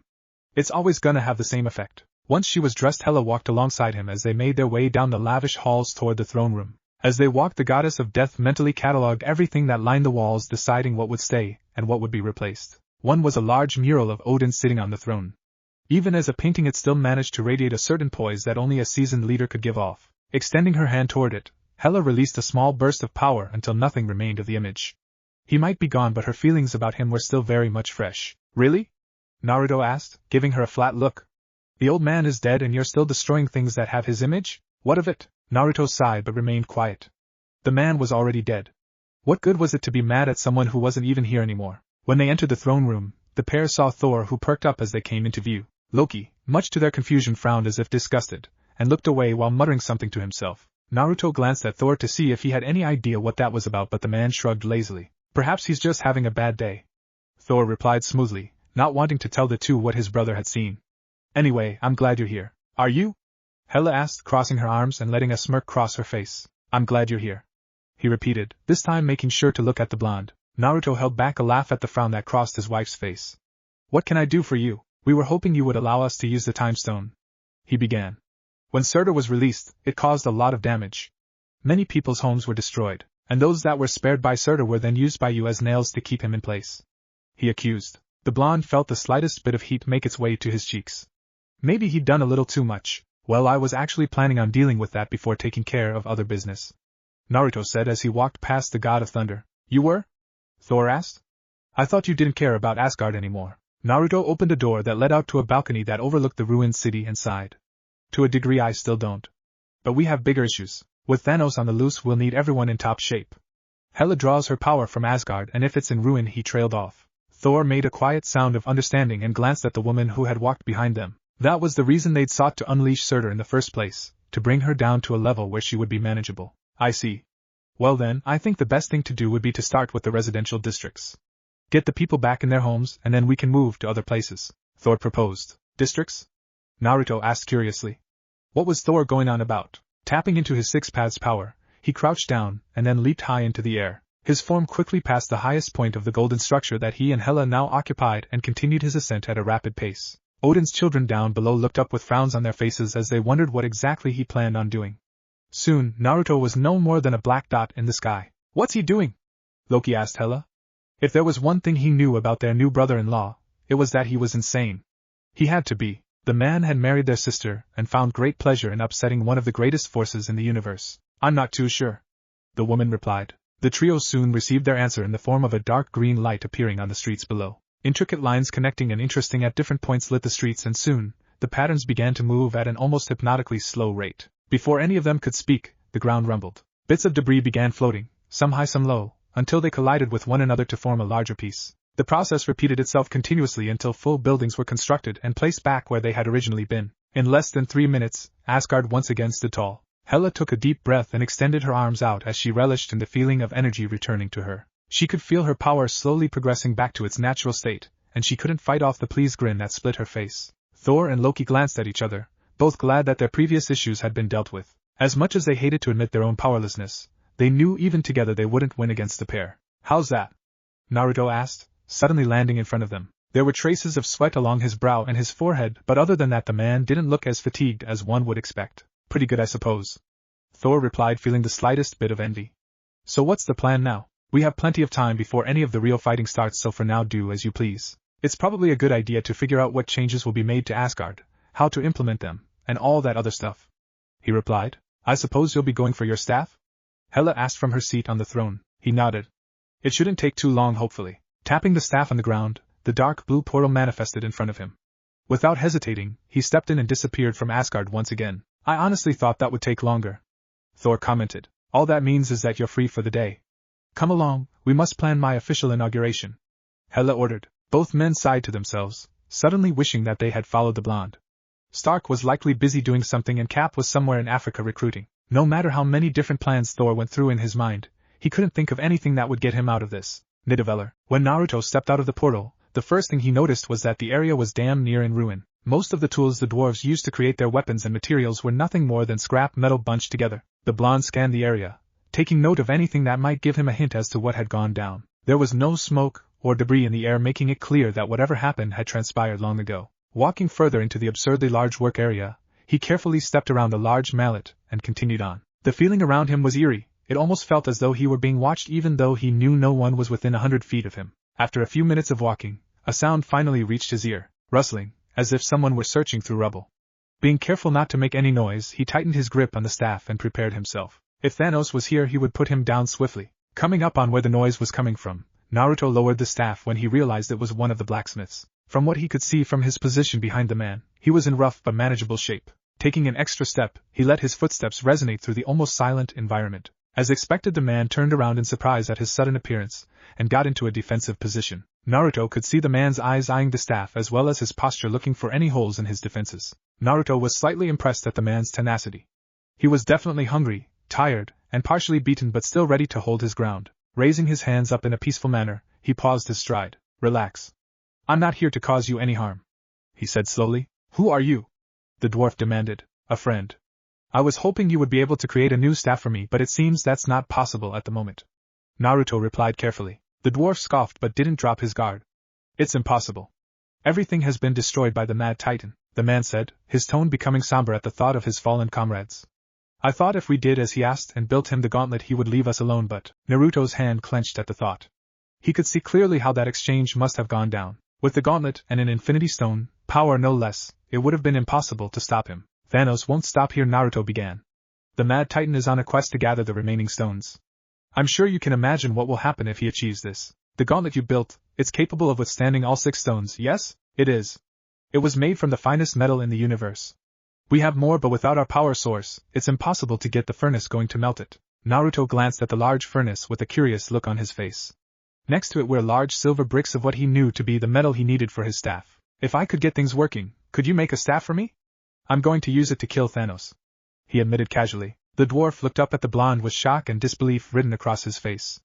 You don't understand. Thanos is a monster. He kills anything in his way with overwhelming force. And he's got an army. Going against him is suicide. Naruto smiled at the declaration and shook his head. I think you'll find that it's suicide to try something against me at the moment. Slowly he allowed the two stones to be seen as well as forcing the medallion to open so that the dark green stone could shine brightly. The dwarf's eyes almost bugged out as he realized what was in front of him. Thanos had been unstoppable with a single stone. To see someone brandishing 3 was almost enough to send him into a panic. I need a new staff that can contain the stones at full power. It's safe to say I have 4 at the moment, but that also means Thanos will eventually come for me. If he gets them, it's over for everyone. So you want me to put my faith in you that you're different? How can I trust your word? The dwarf asked. You can't. But I can offer you a token of good faith, Naruto said as he slammed the base of his staff into the ground. A red veil glided across the area and within a matter of seconds, Nidavellir was back to its former glory. I can't bring back everyone, but I can at least give you this back, he said sincerely. The star that had served as the main force for their forge glowed brightly. Bursts of energy flew from its surface as the power the dying star contained continued to make itself known. The man walked up to his tools and gently took hold of them as if he couldn't believe everything had just been restored. If you can do this, why can't you create your own weapon? The reality stone should be able to make it happen. Naruto nodded. That was true, because I'm not sure if it'll be powerful enough to contain the power of all 6 stones. I can make a staff with no problem, but making sure it can hold up is the issue. I'd rather be certain. I see, and you're certain you can kill Thanos? The man asked once more. Another nod was his answer. Then let us begin, he announced. Can you make the staff you want? If it's multiple pieces, I need them done individually to make the casts. Naruto easily made the main section of the staff along with the 6 smaller pieces that would decorate it. The dwarf carefully inspected the pieces while muttering to himself, and making notes off to the side. The man hit a switch and the large rings that circled the star began to move until they all lined up. 3 separate holes aimed directly at the star. Naruto shielded his eyes from the light as a thick beam shot out from the star and traveled down the path created by the rings into a large pit that was settled underneath the furnace. 3 bricks of Yaru metal were prepared and soon, the furnace took on a bright orange shine. The silvery metal glowed in a way that Naruto couldn't help but admire. He'd never gotten a weapon forged for himself by Odin or the Asgardians. It was a pretty surreal experience. The process of melting the steel took no more than 5 minutes. Carefully, the blacksmith tilted the large pot of molten metal into the single cast block he'd created. Naruto ignored the pointed look he got from the dwarf as he all but leaned over his shoulder to watch the metal be poured. Do you mind, boy? The dwarf asked in an irritated fashion. Oh. Sorry, he replied before stepping back. Muttering something to himself, the blacksmith began to break the cast until the silvery metal was exposed. Naruto smiled to himself as he saw the staff emerge. Unlike the one in his hand at the moment, this one wouldn't brandish the stones along the main body. Instead, the stones would be held safely along the small holes built into the 6 rings that were permanently attached to the top section of the staff. The blonde grabbed the handle of the new staff and inspected every inch of the metal weapon. It felt much more powerful than the one Hela had created. The C-shaped pattern at the top was gone, replaced with a complete circle with 6 rings jiggling on it. Whereas the first staff had been modeled after Madara's when he became the vessel for the 10 tails, this one was modeled after Obito when he first became its vessel. The rings that adorned the top of his new Shikujo were modified to have a small section near the bottom meant to house the stones. Placing the staff down, he carefully pried the stones out of the staff before placing them into their new home. It seemed as though they were being pulled in of their own accord. Rather than slam them in, the stones flew into place with little effort. Removing the medallion around his neck, he destroyed the protective casing with little trouble and gazed at the new stone. Placing it down, his hand let go of the stone, and he watched as it took its place in its casing. It is done. It should hold up just fine when you add the 3 remaining stones, the blacksmith said with an air of pride in his work. Naruto patted the man on the back and took hold of the new staff, though not before taking in a deep breath. He remembered what it was like after inserting the latest stones, and each time was more intense than the last. He had acclimated to the feeling by now, but that would surely change with this and the Mind Stone. Upon his hand making contact with the staff, the now familiar surge of power began flowing through his body. Like last time, the power coursing through him was visible in the form of bright lines flowing up his arms and his body. This time with the added green for the new stone he was incorporating. His muscles tensed and his jaw clenched as he felt the surge make its way up his neck. Ah! He groaned out in slight discomfort. The dwarf watched on in apprehension. Never before had he seen someone take the power of a stone, let alone 3 at once. Just as he was going to ask if he was all right, the colors faded and Naruto was left grinning to himself as if he hadn't done something most would think impossible. Wow! Naruto muttered to himself. That felt more intense than last time, but I'm already used to it. Glancing back at the dwarf he spoke. Thank you? I can't bring your people back, but I can at least leave your home as it is now. Bringing them back wasn't an issue. He was sure that with the power of the stones resurrecting the dead would be a cakewalk. What kept him from doing so, however, was the consequence for interfering with Death's domain. Creating resources once for the universe wouldn't save them from death, it just equaled everything out. If he were to begin bringing the dead back to life, who knows what would happen? The image of a golden light materializing in front of him popped into his mind. He'd been given this chance because of an entity. What if he took it away? That couldn't be allowed to happen. Thank you? The dwarf replied gratefully. It would have been better to have my people back, but I know when something is out of reach. What will you do now? I'm going to check up on something, gather another stone and then deal with Thanos. Naruto replied in a much too casual manner. The dwarf stared at him. Make him suffer. Once upon a time he would have been against it. He would have simply settled for having a talk with the man until he saw the error of his ways, but years upon years of life here showed him not everyone could be reached with words. Thanos' beliefs were far too ingrained into his mind to be swayed. Now their two philosophies were at war with one another, and death would decide which one was right. Your people won't have died for nothing, Naruto told him before creating another portal. Without so much as looking back, he stepped inside and disappeared. Rather than head back to Asgard, Naruto reappeared in the center of the Avengers HQ. Tony, Peter, and Bruce all quickly got on guard upon seeing him before relaxing their muscles. Come on in, the door is open. Stark quipped sarcastically. New staff? Peter asked, taking a closer look. Love the rings. Makes it stand out more. Naruto preened at the teen's words. The staff was doing its job already, don't they? He agreed. Bruce got a closer look, but his eyes were more so focused on the metal. It reminded him of Thor's hammer, only this one didn't have the scuffs that came with battle. His eyes then moved to Naruto's hand, which gripped the staff near the top. He could easily see the new addition to the Bronze Stone collection. The Time Stone was held firmly in place in the center of its own ring, and the Time Stone. That's 3. When are you going to get the Mind Stone from Vision? The scientist asked. Once I hear back from Cap. Once we have the Mind Stone, we'll just wait for Thanos to come to us. He knows where we are, so it'll be a waiting game. Peter rubbed his chin worriedly. It's safe to assume he won't come by himself. He probably knows most of the stones are here, so he won't risk coming alone. Naruto nodded in agreement. He'll have an army with him, but so will we. Once he goes down, and I take the stones, the battle ends. Tony poured himself a glass of scotch, and took a small sip before placing the glass cup down on one of the counters. What if he's prepared? He doesn't strike me as the type to do something without thinking it through. Excellent question. I'll wing it. He answered simply, smiling at the bewildered looks he'd received. While they might think he was serious, the reality was that he also had a backup plan. His own power was returning to him at an incredible rate. He already felt stronger now than he did when he fought Thanos using his 6 paths powers with the Space Stone. Using the power of 4 stones combined with a higher output of his 6 paths abilities would put him on an entirely new level than before. He was never one to feel cocky, but at the moment, he couldn't help but savor the feeling. You'll win it? Stark asked slowly. I'm sorry, I must have misheard you. Nope. I'll wing it. I've made it this far. I'm pretty sure we'll be alright. Tony looked ready to retort but stopped when his phone began to ring. The man pulled it out of his pocket, and Naruto noticed that it wasn't the same phone as last time. This one looked far less advanced, and seemed to be folded in half. Tony sighed and took the call, placing the phone up to his ear. Cap, Naruto heard the man say. Right. No. Well, we have a universe-threatening man on the loose, Thor's brother-in-law here with 3 stones. Oh, and he said he'll wing how he deals with Thanos. Is he always like this? Naruto asked Peter. Kinda. Yeah. The boy replied. Would it be possible to make some chocolate, or something? I haven't eaten and my stomach is starting to make some pretty loud noises, he requested. Naruto shrugged and pointed the staff at one of Peter's hands. Out of thin air, a 5-pound brick of chocolate materialized in the boy's palm. There you go, thanks. Peter grumbled. What was he supposed to do with 5 pounds? How was he supposed to take a bite? The brick was bigger than his mouth could open and felt more solid than stone. It's for you. Tony interrupted, holding the phone toward Naruto. At least this time he wouldn't have to deal with a jealous Hela. Hey Cap, Naruto answered happily. Naruto. I heard we have 3 stones now. That puts me a bit at ease. The man admitted. Yup. I even have a plan for Vision. When do you think we can take care of that? Can you come by now? The troops aren't fully prepared yet, but so long as Thanos isn't here I see no better time. What's the plan? Have Vision send off a few powerful bursts of power from the stone. I should be able to sense it even from here, and I'll go to you. I'll explain everything once I'm there, he finished. Sounds good.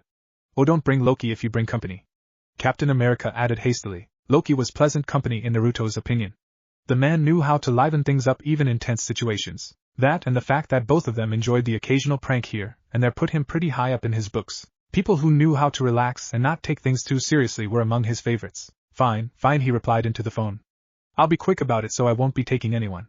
I'll see you soon. Figuring that closing the phone would end the call, he folded it and handed it back to its owner, who looked a bit put off by the whole thing. It was then that he remembered that their group had some sort of civil war and were seemingly on bad terms.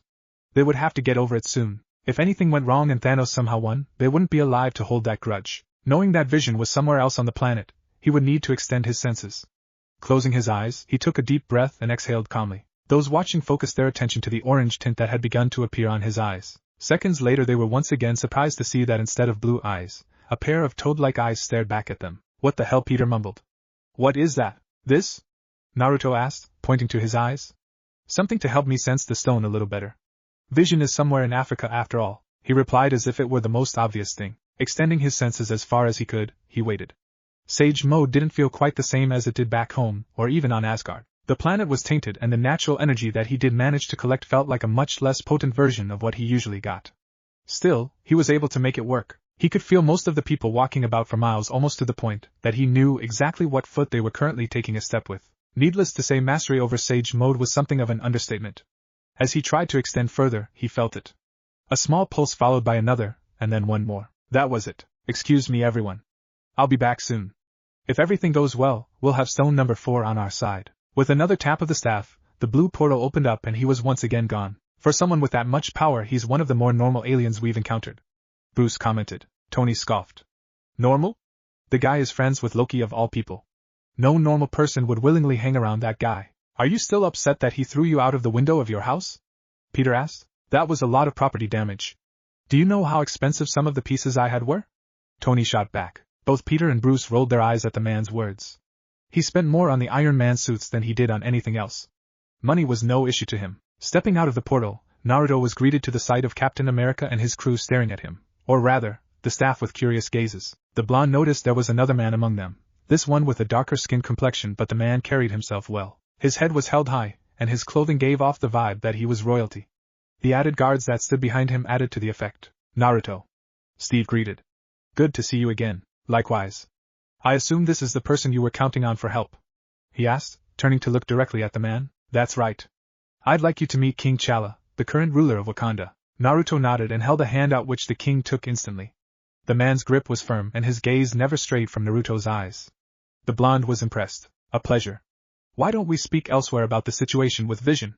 The man proposed. Lead the way. What if Godlike Naruto fall in love with Hela? Naruto x Avenger? And thanks for watching my video till the end. If you enjoy this content, then do consider subscribing to my channel, and leave a like if you guys need the next part, comment down, and thanks for watching the video, and see you guys in the next video.